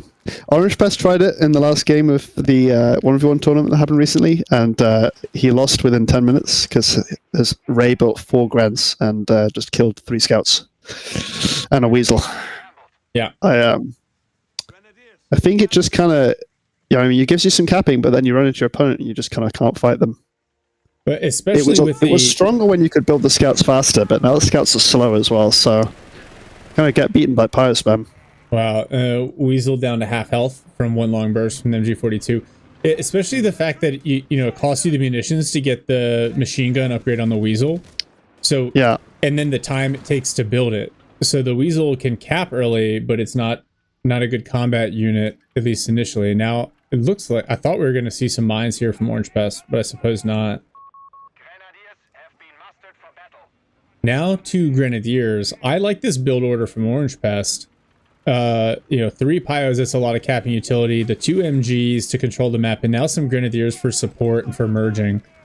And he's got 2 rifle squads out for Pax. But yeah, 2 Grens against a single rifle squad is going to win every time. The utility, the Weasel does provide a ton of utility. Pax just has no angle in this game at all.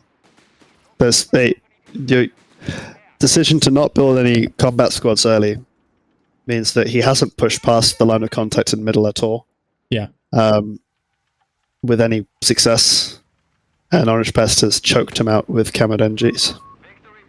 Yeah, I wouldn't say that. I'd say Pax is good, was trying an interesting build at the start and is potentially paying for it, and Orange Pest is very good.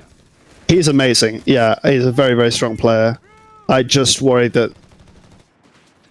Wait, hang on a second. Let me check. I would have expected the... Oh, here we go. Luftwaffe coming up now, and he'll be immediately tech for the Werbel upgrade. Yep. And we're going to see Mechanized Support Center for Pax. And now... Just don't know if Orange realizes that with double fuel, this Werbel timing is insane. It's really, it's almost quadruple fuel. He goes for 221. That's, even though he's got 50 fuel left over. How strange. Yeah. So the Weasel did, it dropped him. Did he drop a mortar or did he build it? I feel like he dropped the mortar there. Pax it, because he's short on munitions. So it saves him a little bit of manpower. You got an engineer out with a sweeper now. So yeah, Pax is aware of the risk.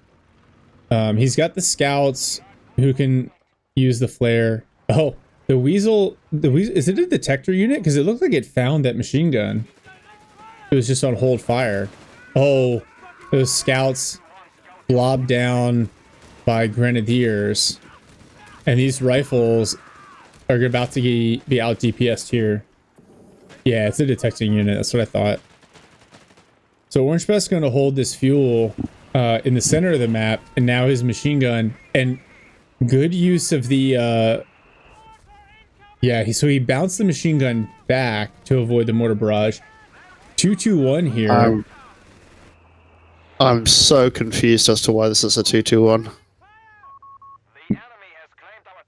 With the advantage in fuel that he had. Maybe he misread the fuel advantage. That's the only thing I can think of, is that... I think it's like a totally normal thing to be building at this timing, but he's been so ahead on the map that his fuel, he's got 100 fuel left over. Yeah. Nick says Orange Pest still OP. I'm like, yeah, I think so. I remember a couple of times I scrimmed with him as part of a play test, and it was just kind of a joke. I think he was playing with like one hand and just like smashed me back into base. He's going for the base pin now. But yeah, look, Pax has 0 AT.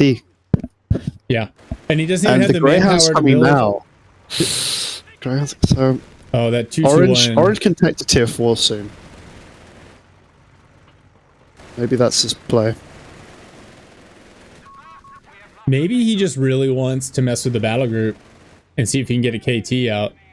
That would be the BM play, yes. Oh, these rifles. MG42 setup's going to get a nice long burst. Grenade just a little bit off. So much damage. 2-2-1 is ignoring the weasel. Oh, it's finally going to back up, trying to end that rifle squad. Greyhound on the way out. Man, I don't know what the Greyhound's gonna be able to do here. Well, there isn't any hard AT for Orange, so if he just kind of trolls and loses, like stays a bit too far up here, he could lose an MG. So I might have been bamboozled. I saw the length of the replay and thought, okay, well, this is probably a pretty close game. So unless Orange Pest throws pretty hard, you're kind of giving it away a little bit there. let the audience, take bets on how long this game lasts. Hey Tony. Well, Greyhound is up. Orange Pest meanwhile going support our armor elements and tier 4. Or did he cancel the support armor? He canceled support. Tier 4. Yeah. Oh, now the Panzerbuchse. Panzerbuch, yeah. Great counter to the Greyhound, as long as you can keep it at range. At least Pax went MSC, so he can throw the forward healing or repair down on one of these points. And there is a window where these commandos can come out in a minute, and there isn't going to be a tank for another like 3 minutes for Orange Pest, so hopefully those SSF can do something. I know Pax likes to use them. Just the way that Orange is playing right now, I feel like he's very unbothered with the state of the Texas army.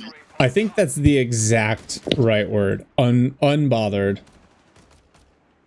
Weasel is over here capping up this munitions point. So this will tell us whether or not he went. What did he go with Vet 1? I'm trying to tell if he went signal layer or not. But even now, like, these rifles just not going to scale well against the Grens with Pio support. The repairs on the +10 munitions.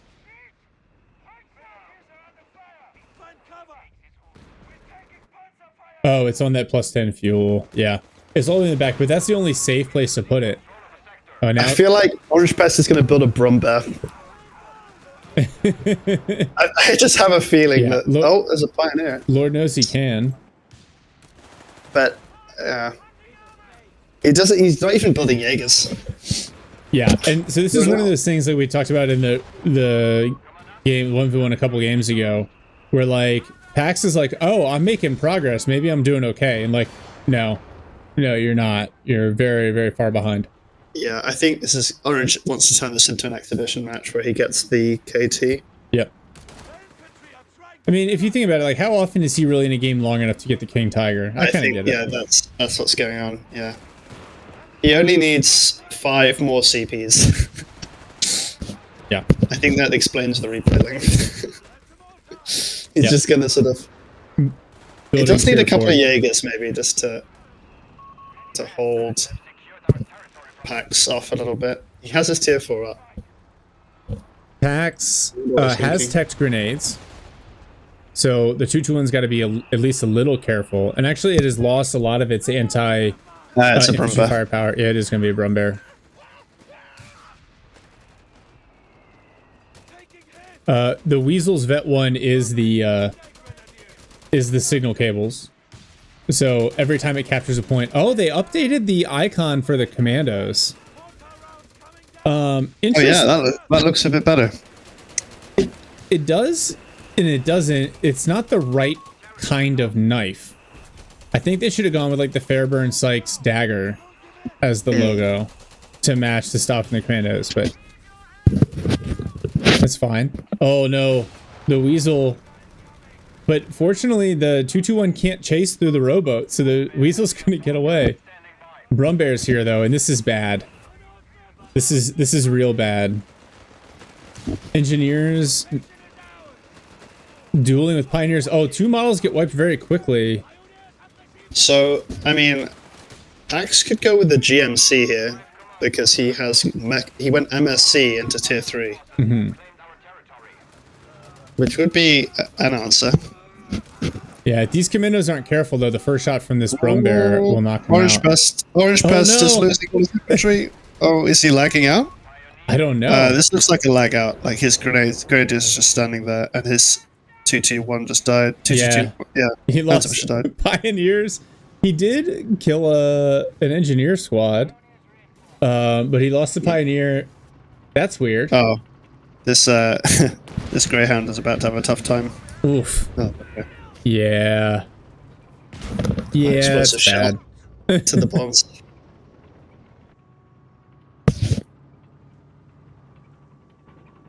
Now the Brumbear. Mark vehicle teched. And an AT gun. An AT gun. Yes, I suppose without the Weapons Support Center, you can't build bazooka squads, so it's going to be AT guns, which makes sense. I'd rather have AT guns against a Brumbear than bazooka squads. But he also can't tech the... oh, now he's building the Weapons Support Center, so he couldn't tech the upgraded bazookas for his commandos. I don't know about teching that. It doesn't give you any penetration, just damage, so no, just it's damage. Not worth teching. It's one of those things that if you've got a bunch of commandos out or you've got a bunch of Zook squads out, it can become worthwhile. Yeah. Oh, now in the invisible machine gun, fighting the invisible commandos, but he's going to target the rifle squad and suppress the commandos. And this is what's interesting to me. You saw the commandos and the rifles suppress at the same time, but I feel like the elite Axis infantry, they have reduced suppression. So like Grens and Jaegers won't be suppressed at the same rate. And I'd like to see that adjusted. I know, American rifles need to take suppression because otherwise they'll just swarm you. But I feel like American elites should take less suppression, especially if we're going to be consistent across the board. Yeah, I mean, they do have other ways of evading detection. Like they have their camera and stuff. But yeah, I see your point with the comparison to Jaegers. Yeah. Well, Stas Troop and MG42 smoked the Weasel. There's just nothing. I mean, the AT gun is doing some work to the Brumbear. I have no idea how the KD is slightly in favor. Oh my gosh. And the Brumbear taking side hits and still deflecting them from the AT gun. Commandos force Grenadiers to retreat. The Riflemen are going to hop in this building here. And the MG's just going to turn to face.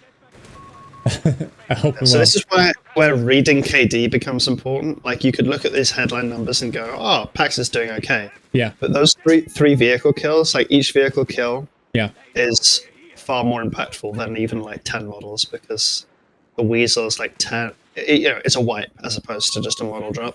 yeah, Um, yeah. so the way to read this is more like 2-to-1 really. What is this? Is this the Defend the Fatherland? It is, yes. You can just hear Goering going. Silly ballistic. Or Goebbels even. Either one. So this Chaffee doesn't have a huge amount that can fight it at the moment, apart from one Shrek and a couple of snares. Yeah. This needs to try and double team. Okay, he's just going to walk right into the Shrek. KD, it does and it doesn't, because USF usually play on the negative side of KD and do okay. Really valuable for DAC. We were just talking about it as an indicator. If you're in game and have the ability to track KD, it would help kind of inform your read. I think, like in general, in like a large scale even game, you can see what you mean. But part of the things that contribute to that are the ISC upgrades, which Pax doesn't have. He has MSC. Yeah. And wipes still hurt USF. Yep.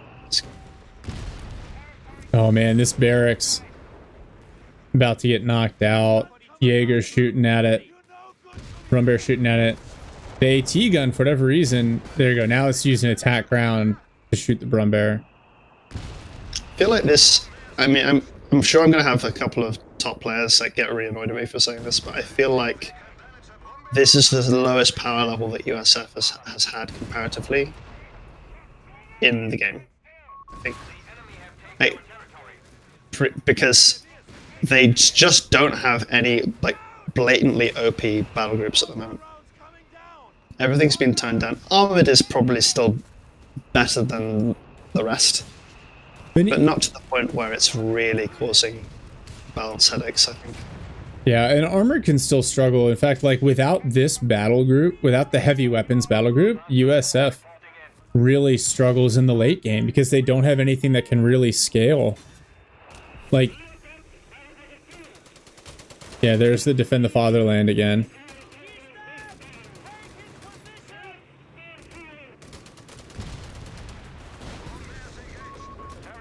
And then it's crazy, like, that single Pioneer model is at like 75% damage reduction, which is just wild. You're not gonna, with Defend the Fatherland, you're not gonna be able to wipe anything. So something to keep in mind. I think it's, oh man, Chaffee barely gets away. Double AT gun actually in a great spot. Nope, Chaffee's gonna get smoked by the Panzer Shrek. Oh There no! goes the SSF. Just one shot by the Brumbear. I mean, this this game is over. And we're not even close to the the longest over game I've ever watched. Yeah, yeah. I got on Pax for like somehow surviving on VPs, but Orange is just like his foot is firmly off the gas, and it's just like He's chilling. he's just waiting for his absolutely chilling in this game. He's not being cutthroat whatsoever. He's just sitting back, and whenever Pax tries to push, he kills something and just does it over and over again. Yeah, the comment from Crypticide is Orange Pest is making him pay for every inch of ground. Like, absolutely. Just to get out of his base and onto his cutoff, he has to throw away tons of models or throw away a vehicle. And from what I can tell, like, it's not like Orange Pest did anything crazy. The 3 Pios into 2 MGs into 2 Grens is an interesting build, but I think it was picking up the early wipe on the Weasel helped. And then the second Weasel getting knocked out, the Greyhound getting knocked out, all those vehicle kills just add up over and over and over again. I mean, he was up against the most absurdly greedy open I've ever seen from a USF player, with 4 basically non-combat squads. Yeah. And I mean, when you don't have anything that can fight, it's pretty easy to just walk up to the middle of the map and take everything. Yeah. Like, it was one rifle. Yeah. Well, and the MG42 camo just makes them Oh yeah. so much stronger. All right, we got salvage crew coming in from PAX. I Time to guess salvage that wants chaffee. to salvage that chaffee, yeah. He's spending 15 fuel to get 15 fuel. Feels good, man. And he's spending 125 manpower to get 81 manpower. And the Brumbear's about to just drive over it anyway. Yes. I feel like the math's just not mathing here. Orange Pest putting down a cache on the cutoff. Get out of here. Oh. Well, just like PAX, we're going to stick this one out. Like I said, I feel like, yeah, we get...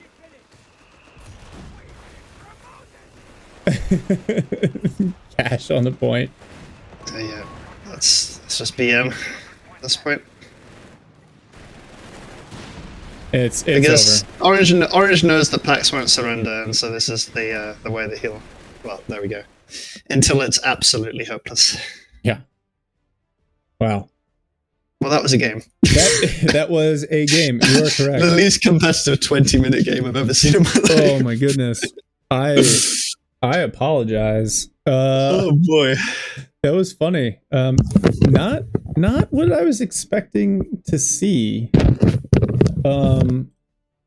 But yeah, so I think more than it necessarily being like, oh, like, because Orange Pest is really good, but you're right. The build was super aggressive, immediately having It's the opposite issue. It was super cap focused with nothing that can actually pack a punch. Yeah. Like the scouts are really important for dealing with the MGs. Without the flares, you're gonna with those like free camo MGs, they need to add some kind of munitions cost to them or something, because there's no downside. It's way too strong. Yeah. But you need something to follow up, right? You can't just have scouts that lose in the 1v1 against pioneers and then the MG melting everything else. It's not ideal. Well, part of the problem, I think, maybe 2 scouts into a single weasel, probably it's aggressive but workable. Sure. I think when you get into double weasel, because it's 30 munitions to get the machine gun and then like a 30-second build, you're not going to have 60 munitions early, and so those weasels are now like just utility capping units. Yeah, that's rough.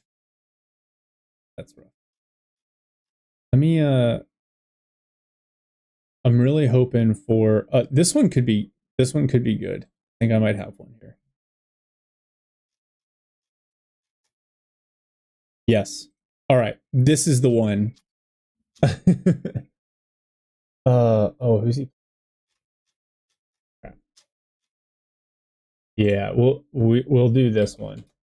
This is going to be a good one to close out on if we need. All right. This is going to be okay, Tony, I'll drop this one in there for you. See, Orange Pest is saying there's a build that he wants to show to counter the camo MG. Okay.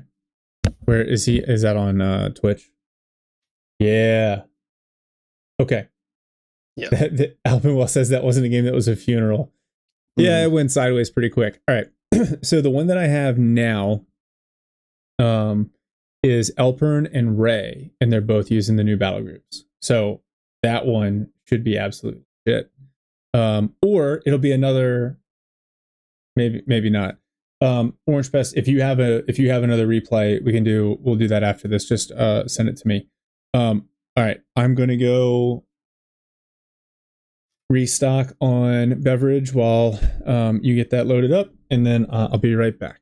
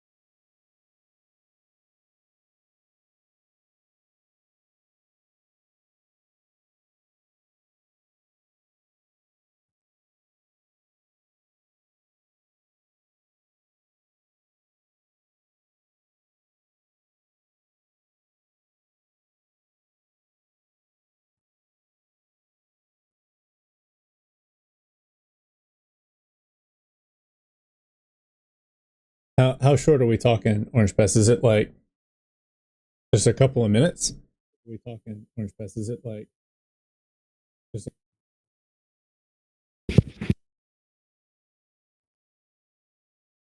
okay? I see it. Oh, okay. Tony, you see the one that Orange Pest sent? I'll Yeah. Okay. No, well, I can grab it. yeah, we'll do that one first. That works. Unloading now. Okay. So we'll do this one. Tony. We'll do this Orange one Pest and then we'll do May, the right? yeah, and do my and then we'll do the Ray Alpern game, and then I will take a break for a couple hours, go to the gym, walk the dog. God, I was in the car for like 9 hours yesterday, and I feel like someone took a baseball bat to my lower spine. It is super nuts.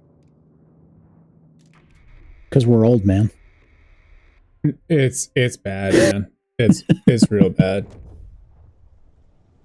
Okay. All right. Let me load that one up. Cheers for the cast, Shuck. Oh, I can jump off if Tony's jumping on. You can hang out if you'd like to. It's up to you. I'm good with having multiple people in here. That's what she said. All right. Yeah, we had like 4 or 5 people in here earlier, and it was great. Yeah. We're gonna do this Orange Pest Dumai game. So it's super short. But he wants to show how to counter the camo MG. So Orange Pest, anything else you got? Just throw it in the chat here. Tony, you're at 2 seconds. I am at 2 seconds. All right. Sweet. We got to give Otto a chance to load it up. Otto, are you jumping in? Yeah, don't worry about it. You guys go ahead. Okay. All right. Unpausing in 3, 2, 1. Unpause at 4, 5, 6. Okay. So we see Dumai immediately going ambush camouflage infantry company Kettenkrad. Orange Pest going triple scout into barracks and going armored battle group. So playing the standard armored 1v1 build. Yeah, Nick, we will check this out. Yeah, interesting. So the first thing I'm noticing is like when Orange Pest played this, he had a couple of pioneers out first before he got the MG. And I feel like having units to spot for the MG probably really important. I don't know what hobby horsing is, Alpenwell. What's up, Tony? Oh, yeah. Alpenwell must be making fun of me. The hobby horsing reference. No, when I take my oldest R class, he was like, "Oh, hobby horsing class? Okay." So he just kept repeating it. But anyway, yeah, I always wanted to roll out the Gren first, but you know, I certainly don't see them doing that in this game. I'm just so worried of not having that frontline unit out to, you know, get tangled up and stuff first and screen for the MG. Yeah. But yeah, that's exactly how I feel too, because I really like the MGs, but I feel like you need something to spot or screen them. Right. And we see the second MG coming already. And then this Kettenkrad, for whatever reason, is backing up all over the map. We may be thinking in our pre-cloaked MG mindset, though, you know, so maybe that's the big difference here, I'd think. Yeah, Kettenkrad kind of being bullied around between the scouts and the rifles. First burst MG42 forces away some scouts, but like you can see, like Orange Pest has his scouts on the flanks capping up, and Dumai doing a good job harassing with the Kettenkrad, but it's just going to continue to take little damage here. And then I thought I heard a flare go off. Yep. So the scouts ID this machine gun here with a flare, and now they're going to smoke it before it even gets set up. Third MG on the way for Dumai. Yeah, I'm going to keep close eye on if Orange Pest is just rushing to utility package all 3 of those scouts. That's first opportunity. What it looks like so far, and he's done a really good job microing the scouts around this MG42 team here. and keeping them out of the arc. And now a rifle arrives.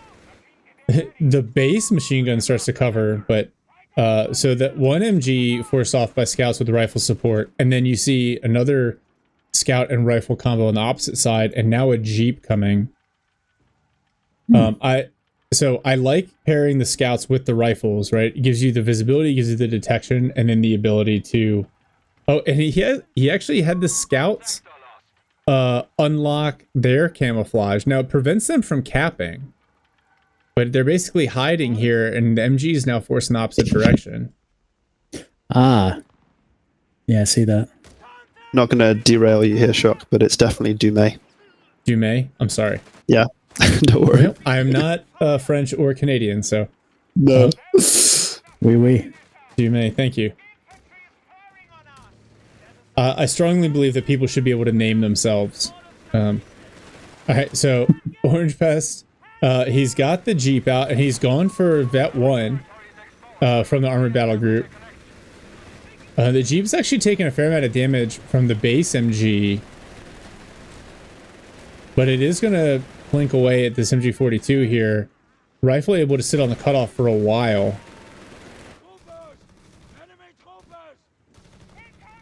He still just has that one utility package. So. Yeah, and actually is really really good map control, and he's just constantly flanking these machine guns. Right. See, the one on the opposite side now is forced to retreat. Hasn't really focused much on VPs. It looks like he's kind of capping up now. But the Jeep gives him so much mobility, combined with like the rifles paired with the scouts. Mass detector units to counter MGs. Yeah, but he only has one, like Tony's pointed out, he only has one scout with the utility package. But he still has the passive range, yeah, and the detection when he gets near them with the scouts. And Dumay's calling GG. He says, I think he can do this. I don't think he needs to go armored for this. I think he could do this with any battle group. Because the Jeep is not even capping. The Jeep is just fighting the, if you see the crowd. Yeah. This, this opener gets shot down pretty hard. Yeah. Nice adaptation. Really good,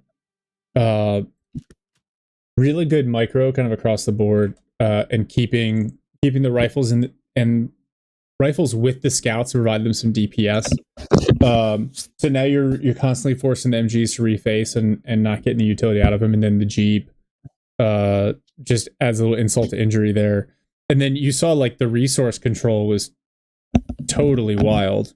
And so if the game continued to go, it's just going to continue to bend in Orange Pest's favor. Dumay said he was expecting assault engineers. So he was expecting ass and was disappointed. That's how I read it. I suppose like the heavy MG start would work okay against the assault engineers because they're not going to spot the MGs until it's too late. You can constantly force retreats, and then you get Jaegers out, and the assault engineers just don't scale as well. So okay, I'll buy it.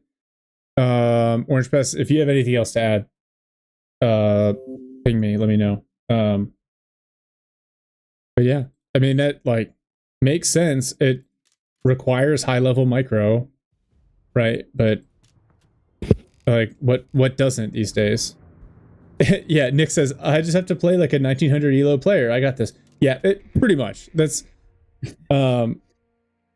now like really good map awareness, and so this is why like when I talk about like using the TAC map, for those of us that aren't micro gods, like Alpern, that can help you manage like the constant movement across the map.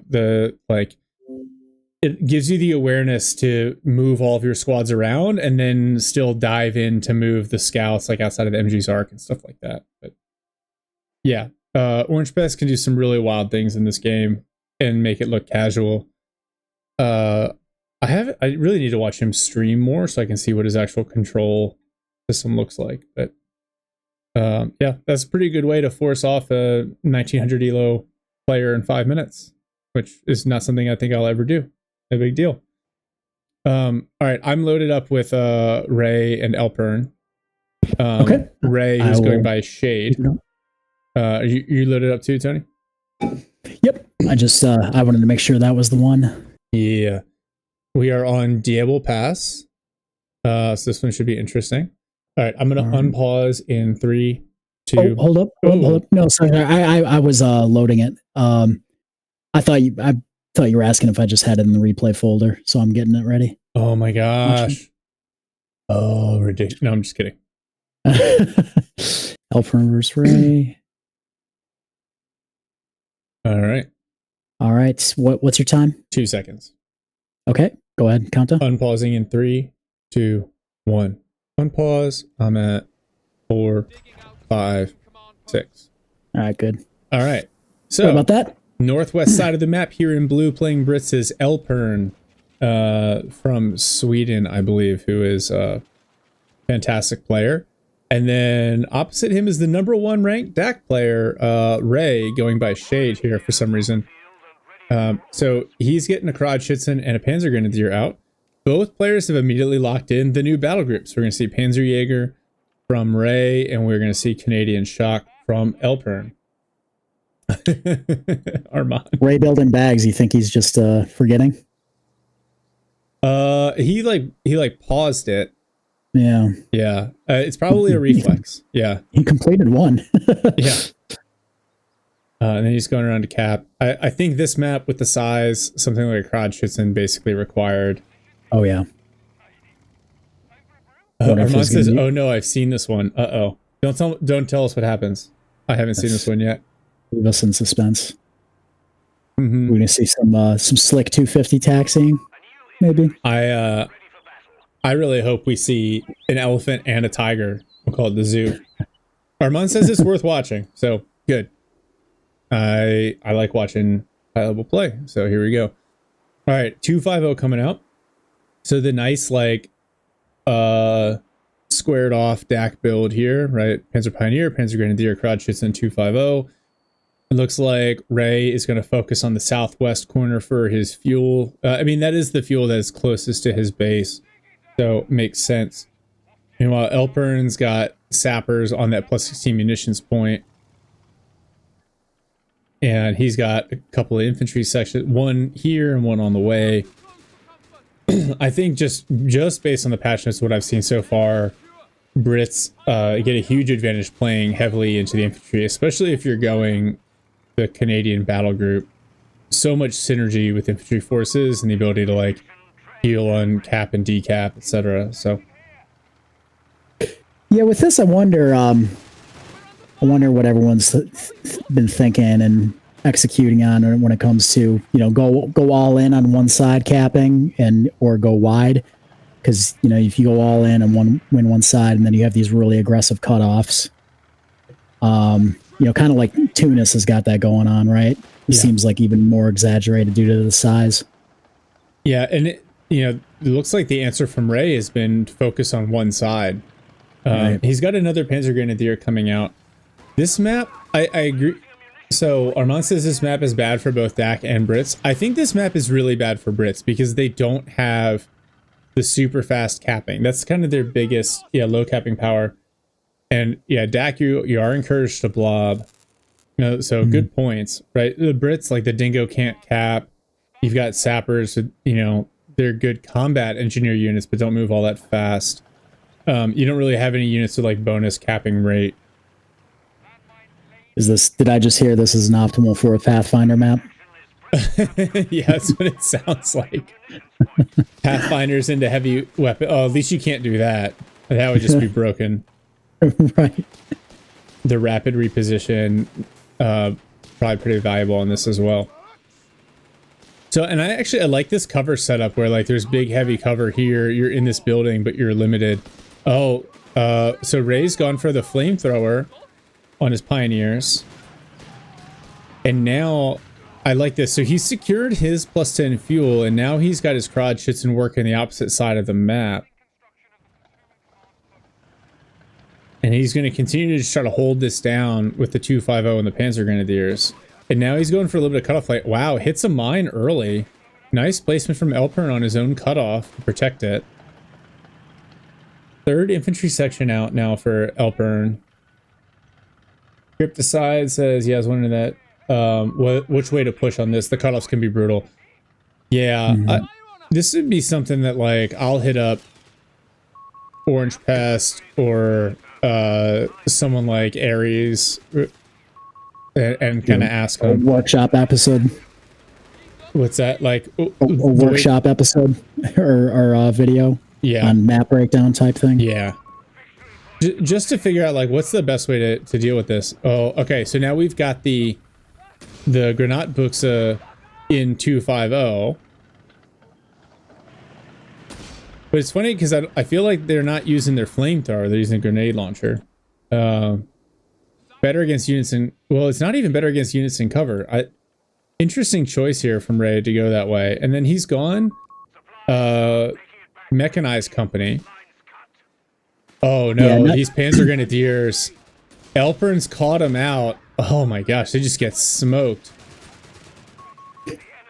Yeah, so not to sharpshoot, but I know you've been out this week, but that's the built-in grenade launcher they get with Tech Tree. Yeah. Of any one garrison in the 250s, because you mentioned them using the grenade launcher instead of the flamethrower. Or do you mean just the choice that he was using to fight at range instead of up close? Well, I just mean, like, if you've got you've already got the squad or the flamethrower on the squad, right? So yeah, obviously they get the grenade launcher when they get in the vehicle. But the flamethrower is actually better than the grenade launcher against units in cover. Right. I'm sorry. I thought you just missed that in the Tech Tree. No. You're fine. I just thought it was interesting that he chose that as opposed to the tank busters, because that's the choice, correct? Mm-hmm. All right. So Elpern now has the decap and cap buff available, and he's putting down more mines, which makes sense. This map is very, very high in terms of munitions. It is true. And I like, this is some cheeky map placement.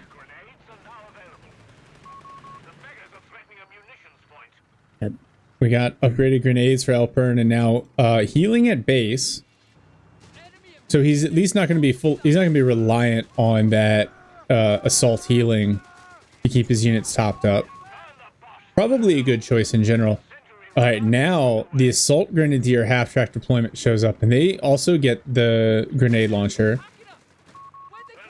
Oh, the sappers immediately retreat. It looks like the assault grenadiers are going to chase. I feel like, oh, 6-pounder. Oh, plus the speed debuff from the barbed wire. That half-track immediately knocked out, and the assault grenadiers going to push the 6-pounder, but they're just going to take a ton of damage from these sappers in these sections. Their combat disembark bonus drops, and now, fortunately, there's nothing on the retreat path to close this off. There's a mine there, but it looks like they're going to avoid the mine. A little bit of a lucky engagement for those assault grenadiers. And now Elpern, he's gone for the incendiary grenades and now infantry training. So you can see he's really putting a lot of his fuel into tech choices that are going to make his infantry even more resilient. Which I generally agree with. I think that's a good way to play Brits. Ray has gone for the mine and fortification package, and now has a healing truck up. Yeah, that's always a debate playing Brits for me. Is infantry training the first thing I build after the section command post, or the second? Yeah, because it's just so valuable. And look at all these mines going down. Elpern's read this so well, because the Panzer Pioneers already have a flamethrower, right? So no minesweeper means these mines are going to be a menace, at least for a little bit, until we potentially see another Panzer Pioneer come out. And Ray's a little bit on the back foot, having lost that Panzer Grenadier squad. Now another 6-pounder comes out.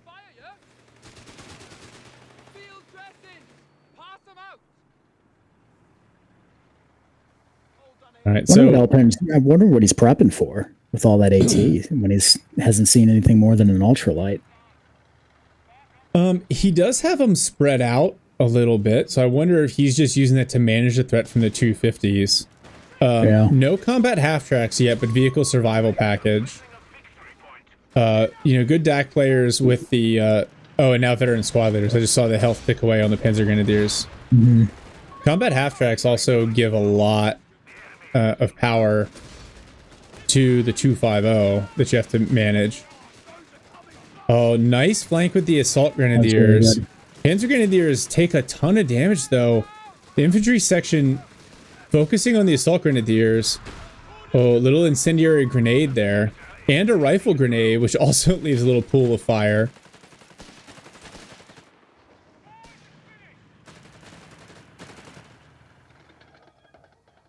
They're really well executed flank.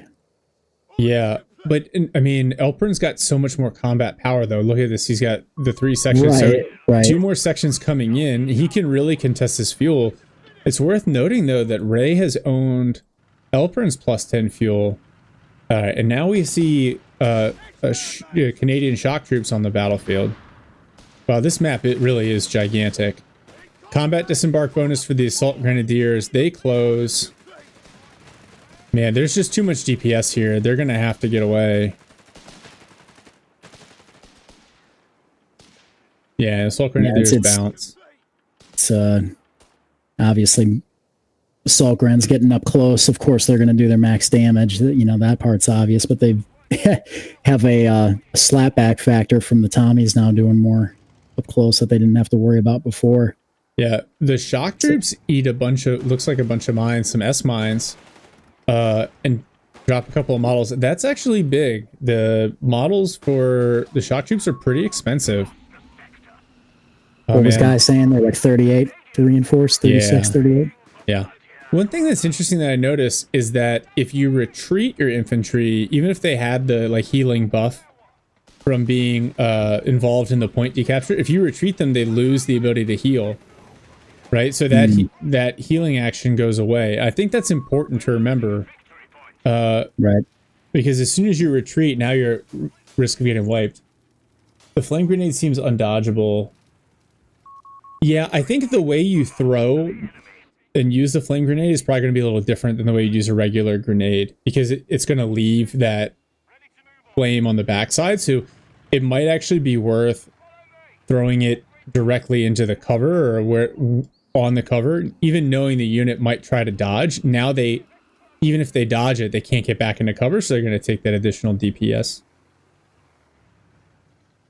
And then I think that gets even more effective when you get the pyrotechnics upgrade, which Elpern has unlocked. One thing I'm really big hit. God, I love the new sound effects. That 250 throws down some smoke, which is enough to keep the AT gun from beating it up. And now the assault grenadier is hanging out in the smoke. Their combat disembark bonus is wasted by the fact that the infantry section waltzes right through the smoke there. Some of that terrain they're running around, it's kind of hard to tell, you know, what's cover and what's an actual shot blocker. Yeah. It's right around that height edge, you know? Yeah. Sir, thanks, man. It does that in game. I think I need a faster CPU. But I appreciate it.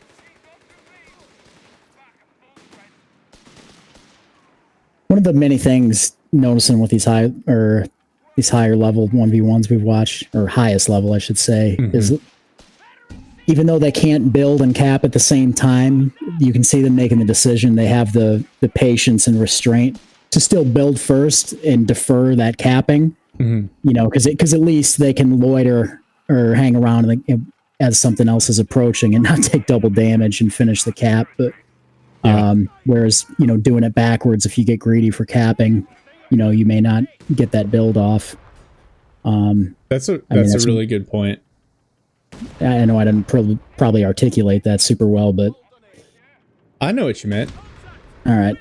Well, that's good, at least. Something interesting here, too. Oh, butterfly bombs. But the Pioneers are sitting here with a minesweeper.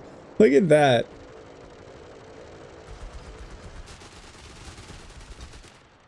Man. It's a layup for the engineer, for the route clearance package. Yeah. Wow. Oh no, they're still taking damage because they were standing in the middle of it. You didn't even have to leave the fob, Ben. Oh my gosh. Getting cleared with small arms rather than being picked up via minesweepers, and so it's causing them all to go off. No, I have not seen the double flamer clown car just yet. That sounds super toxic. The other thing I was noticing, the capture decapture healing, attacking spirit is so powerful for the AT guns, keeping them fully healed up. Oh man! You just mentioned that. Did you see that? Did you see that sapper just eating the P3 damage because of that heal? The fighting spirit buff. Yeah. Oh man, it's wild. Broadshoots gets knocked out thanks to a snare. Another assault grenadier shows up now. Oh, here's the P3. 250 smoked, but good push here from Ray. 1 6-pounder cleared by the assault grenadiers. Another one cleared by the P3. Although these assault grenadiers could get knocked out, they get wiped. Sappers also go down. Assault grenadiers pick up the flamethrower. Holy cow, the trades.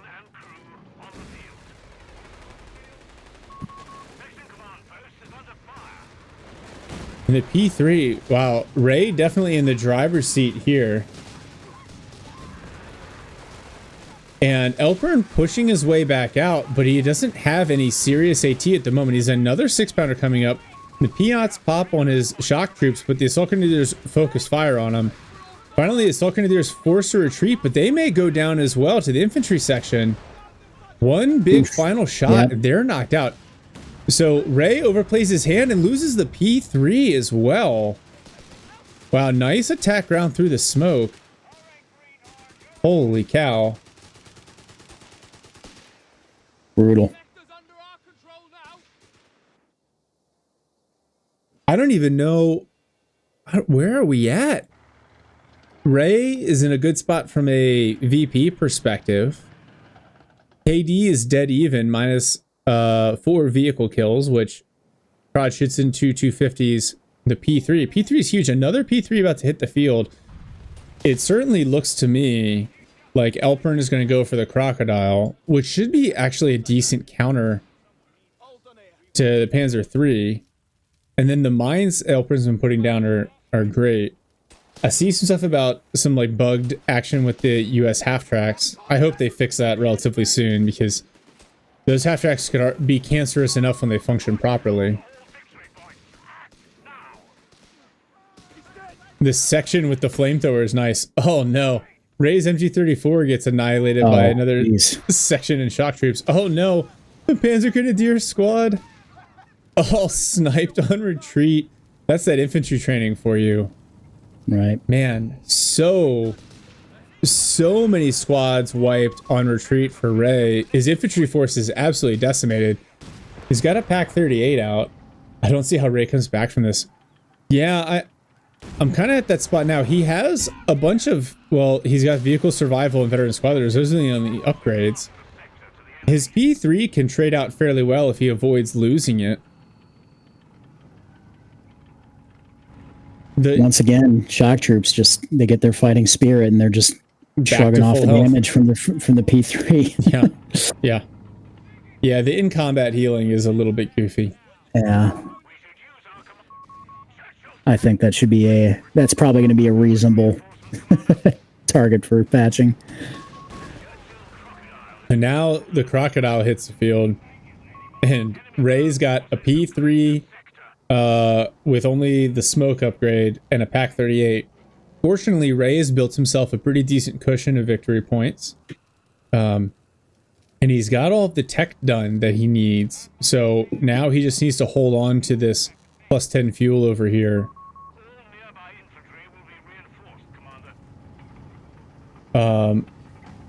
Canadian versus Panzerjäger. Yeah. Well, it makes a lot of sense because the Canadian battle group really just supercharges Brit infantry. It could be a 6-pounder. Yeah, it's a 6-pounder on a Pack 38. You're right. Oh man, the debuff from the flamethrower. The Panzer III pops the smoke, and now the 6-pounder is on his way out to support. But the crocodile, so much armor without the tungsten rounds, is just going to keep shrugging off these shots.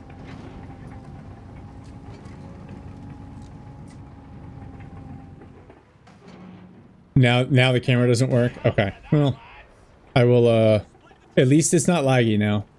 I'll fix it after this here. Damn it, Elgato. Yeah, I don't know what the deal is. I might have gotten a bad camera. Either way, I really feel like Elpern could have just driven this home with this crocodile. There's nothing on the field that can deal with this. There's enough fuel for another P3, but not the manpower. And with Have you this, noticed, or go ahead. Go ahead. No, what are you saying? I was gonna say, have you noticed like a big difference in all these replays with the pencils? Like, are the buffs noticeable? No, not immediately, but I also haven't seen a ton of like Sherman play. Right. Oh, so the anti-tank artillery barrage coming in actually does a lot of damage to the crocodile. Team weapon training upgrade, so this 6-pounder is going to be even more capable. P3, oh, the crocodile clears the 6-pounder. P3 thinks about taking the shot on the crocodile, but the Piat is there and forces it away. Oh no, the crocodile rolling back through the artillery. Oh, was really worried about that for a minute. And now Elpern has got Ray almost completely cut off. And all these units healing. Ray's working on recapping the opposite side of the map to get some more fuel out. He can get another P3 here shortly. Instead, he's going armored reserves. I think so. I think the artillery does need to be spotted for. I was just worried though with the crocodile backing up and being at such low health. Yeah, 43 pop. And it's not like he's invested so much into his upgrades that, you know, P4 is going to be over the top. He doesn't have emergency repair kits either. So he's gotten another Panzer Pioneer out. Probably needs the Minesweeper on it. And the 6-pounder actually bounces a shot on the P3. But with that crocodile there. Oh, instead, Ray going for a martyr. And now a crocodile going for the base inspection. Oh, this is not... does not bode well. But the martyr may actually be able to push the crocodile back. P3's on the flank. Shock troops taking some damage from the P3 and the 250. Now the 6-pounder is going to move up, but not in time to get a shot off. All right, the martyr pops. Oh man, if Ray loses his tier 4, this game is over. Croc shrugs off the first shot from the martyr. Wow. Tier 4 knocked out. Snare comes in, another big hit.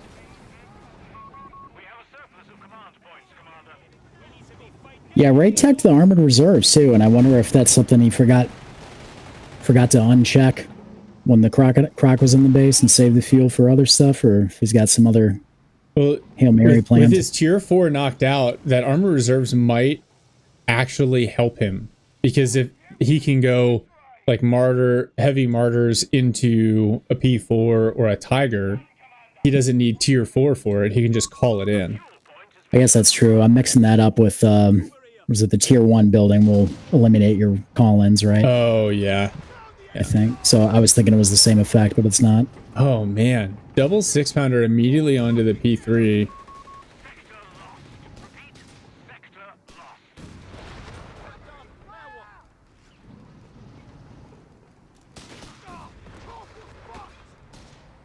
Yeah, no additional tech that I missed there. Oh no. And say these pioneers, and now the crocodile's here. It's on focus, prioritize vehicles. Oh, never mind.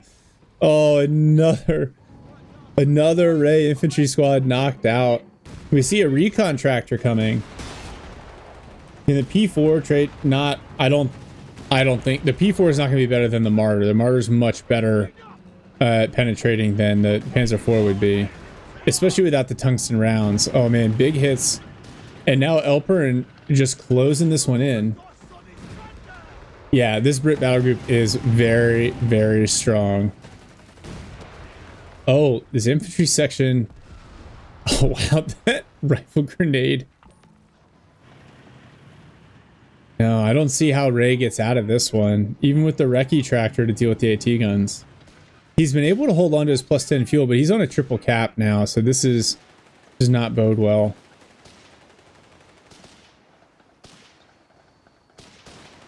And now the 250 seems to be bugged out, so he's not even shooting.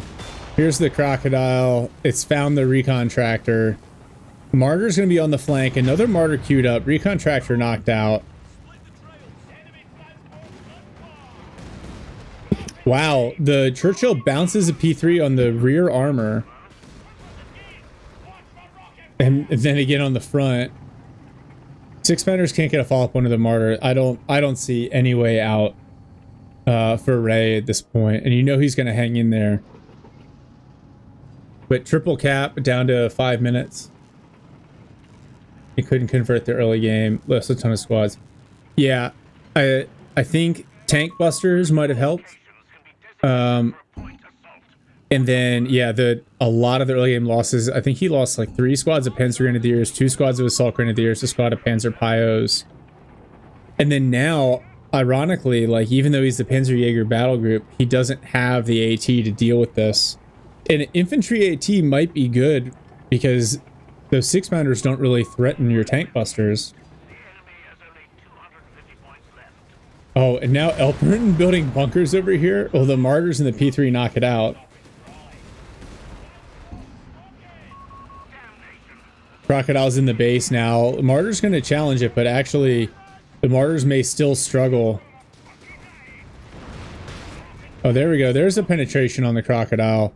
Oh, but the mechanized company going to get knocked out. Or could be knocked out by the Crocodile. Panzer Grenadier squad on retreat. Somehow still alive. Oh, and Martyr's now reliably penetrating the Crocodile.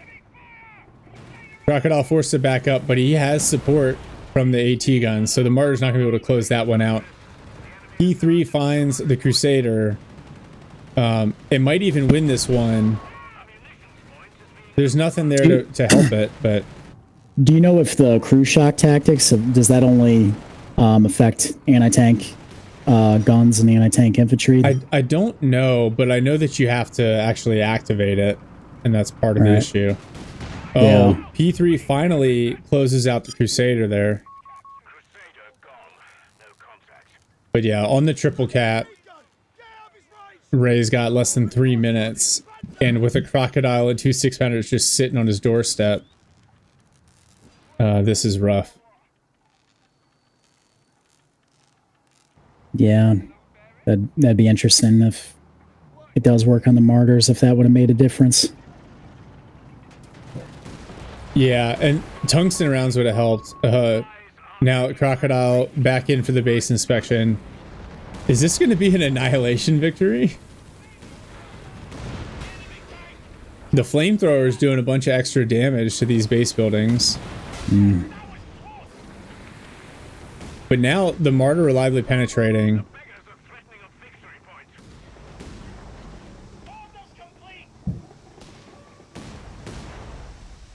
Yeah, what is it? It's definitely providing a bonus to the infantry. Offensive resupply. Now Ray's getting the Krodschützen out to try to help with capping. Yeah, but now these HMG nests, it looks like they're just gonna Elper's just gonna close this one out annihilation style. Headquarters knocked out, light support company knocked out, and that's it. Wow. Oof. Holy cow. That was an unusual one. All right, let me fix the camera and then we'll talk about this. Sounds good.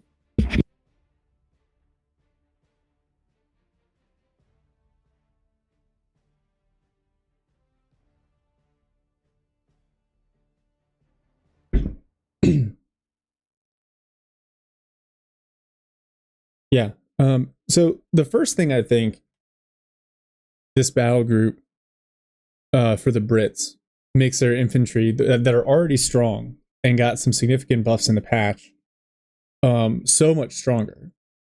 And I think the way to deal with them is through vehicle play. The same way that you would treat like playing USF in the previous patch if you're DAC. Right? Try to use mobility, use additional vehicles to bleed them down. If you want to use the Panzerjäger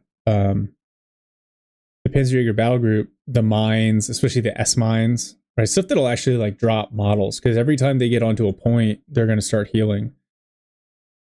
Yeah, that's tough, man. That just watching some of the damage they were healing right through, that was a bit much. Yeah. The problem is the Brits have so many options to deal with that.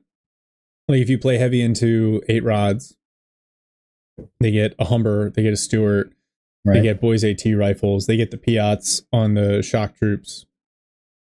I think that the mine abilities give you a lot.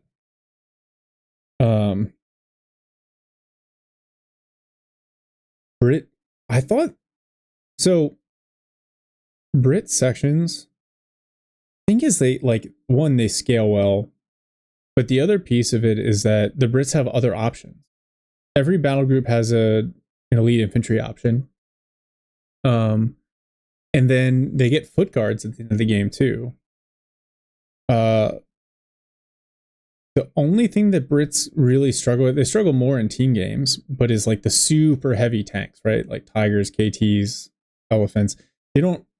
The tool they have to beat that is the 17 pounder, because they don't get like a stock tank destroyer. But in the infantry fight, especially now, they got the short range buff. Like Brit infantry sections, if you build 3 or 4 sections early with infantry training, you can just railroad people.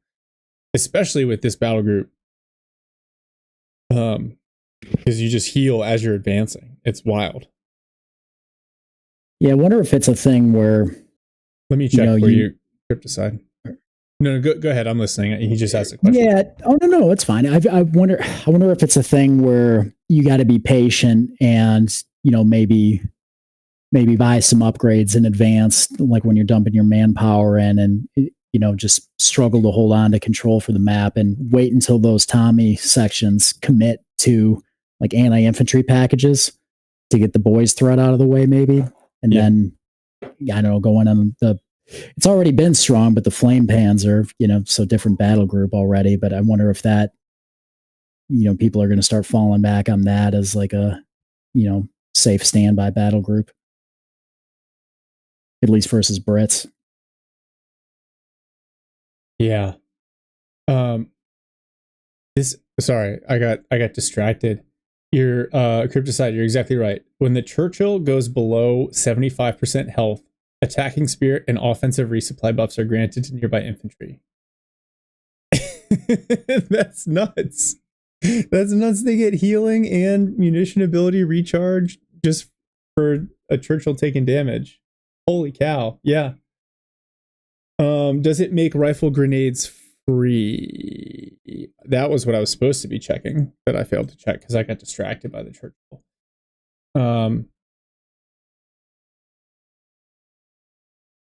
Reducing ability cost by 35 munitions. So yes, at that point, yes,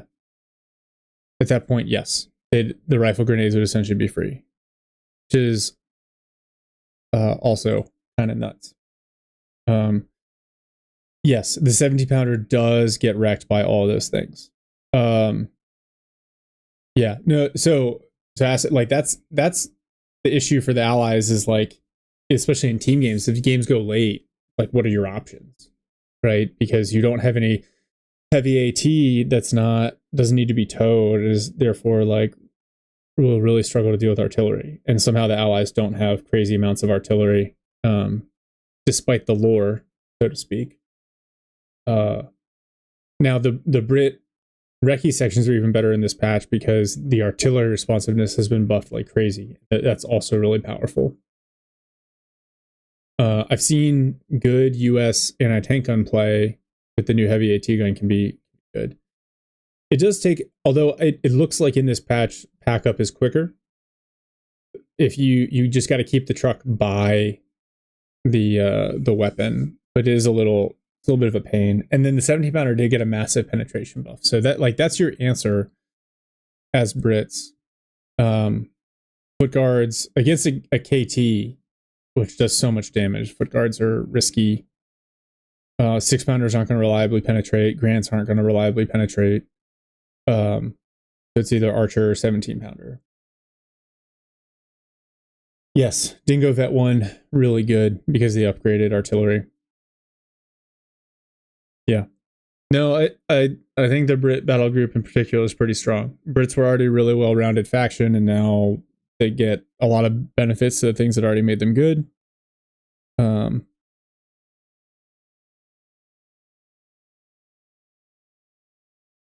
Yeah, it just depends. Like we've been watching all 1v1s and 2v2s this morning. And in those games, I think it feels pretty balanced right now. I know there's some exploity things, but I think that in team games, Axis still have a big advantage, especially now with some of these heavy tanks. The Pershing is better than I expected. It can pretty comfortably duel a Tiger. Easily handles mediums as it should. So it's better than I remember it being from CoH3, which is nice. KT perhaps almost feels just a skosh underwhelming. I don't know, Tony, have you messed around with the KT at all? Yeah, I executed pretty poorly on it last night. So, I mean, I kind of threw that game. It was the first time I played Angleville against a human since probably 2008. Oh my goodness. Yeah.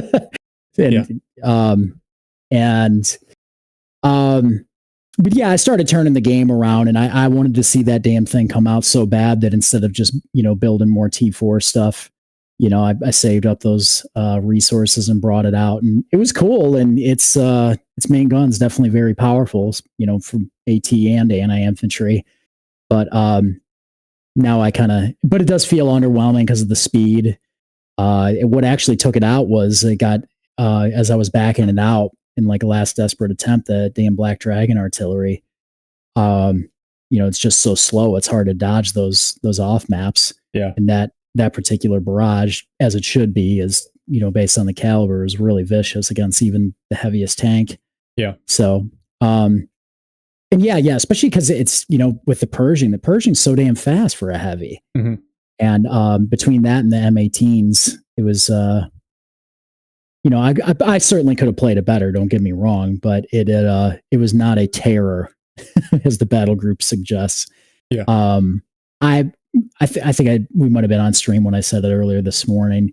I really like the idea of, instead of reducing its actual range, just maybe reduce its vision, just to,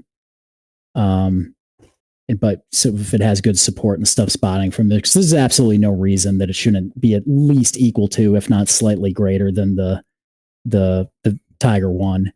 Yeah. I mean, it's the same gun, right? Right. Well, the Elephant 2 is like significantly longer range, but I can, that's a dedicated tank destroyer casemate and stuff, like, so it's like, you can kind of give some wiggle room there, but yeah. No, I generally agree with you. So Mike's asking, have you seen a lot of play from the Elephant? Bro, I think we've casted like 12 games this morning. I haven't seen the Elephant once. It's a little bit of a shame. From everything I've heard, the anti-tank artillery, which comes opposite it, is pretty powerful. And the Elephant's probably hard to use. I can see you on like narrower 4v4 games. What's that one? Tony, you know what I'm talking about? It's like at night, it's pretty narrow. You see people play like coastals on it all the time. 4v4 game map. Oh damn. Yeah, I can't remember. You know what I'm talking about though. Yeah, I know what you're talking about. Yeah, 4v4 is probably my least favorite, just because, like I said, I need to just commit and get a new processor and motherboard, because my TAC map stops being responsive in past bigger than 1v1. So But So- you know, I don't want to stop using it. Like you were saying earlier, if you're a low APM player, the TAC map is a godsend. Yeah. So like I don't want to like break my habits that I learned over the summer of using the TAC map and start crutching on the mini map again. Because but yeah, so I just long-winded way of saying I can't remember the name of the damn map. It's not winter line. Is that Winter it? line. Yeah, it sounds right. All right. Well, I talked myself into remembering it. Yeah. So. But Mike, to answer your question, yeah, I think like the elephant, useful there, useful in a couple spots. Maybe go down something like Torrente, or Area Perennius, on a 1v1, 1v1 map. That'd be a challenge to make work without it getting flanked like crazy, because it's not going to hit any harder than a Tiger, right? It's like 240 damage for the main gun, so you get the range, and it's really hard to kill from the front. That's about all you're going to get, I think. Since your old rig to me, please. I'm gonna look at its vet abilities. So, all right, traverse. Yeah, vet 1, traverse speed increase, damage reduction on side armor, and weapon accuracy at vet 2, and then rotation rate and rate of fire boosts at vet 3. 40% rotation rate at vet 3. So if you can keep the damn thing alive, it's harder to flank for sure. Because that's one of the things too. Watching it, of like, I think it was when Skang was getting swarmed on that 2v2 on. Damn, I forget the. Was it Elst? Yeah. Yeah. Elst. He like you're sitting there, you're just watching that 88 like tracking on the Crusader, I think, running behind it, or some sort of lighter tank. And it just can't even turn the turret fast enough. Yeah, it just barely catches up with it, and luckily Alpenwell came in to save the day by that point. But yeah. Crypticide, it's hard to justify that many resources. You're just AT. The Tiger can perform both. Yeah. It's definitely true. The range is nice. I think it's just going to be limited utility compared to the other units, and the fact that you can get a Tiger, like, but yeah. All right. That I have a handful of other smaller replays. I have one. I'm probably just gonna cast it. It's a high level game, but it's I'm gonna probably record it, but it's not. It doesn't involve any of the new battle groups, and I really just wanted to do new battle groups today. So instead, what I'm gonna do, because I've been sitting at my computer for the last 6 hours, what I'm gonna do here is find someone, and we're gonna raid their channel. Sweet. And then I'm gonna walk the dog and go to the gym, so I don't become like super fat. I can teach you how to throw up, so just kidding. Yeah, Nick, thanks for joining. Everyone else, Crypticide, thank you for sending stuff in. Circa, yeah, good to see you, man. Thanks everyone for joining us. Really had a lot of fun. Aston, cheers to you too. And enjoy PAX's stream. And then for everything else will this will all be up on YouTube. So enjoy. Oh, and then Tony, for you, I'm gonna be on later because I have nothing else to do. So no, sounds good, man. Let's do it. Kimbo, have a good one, man. All right, guys. Out here, enjoy. All right, thanks for having me. See you, man. Yeah, of course, dude.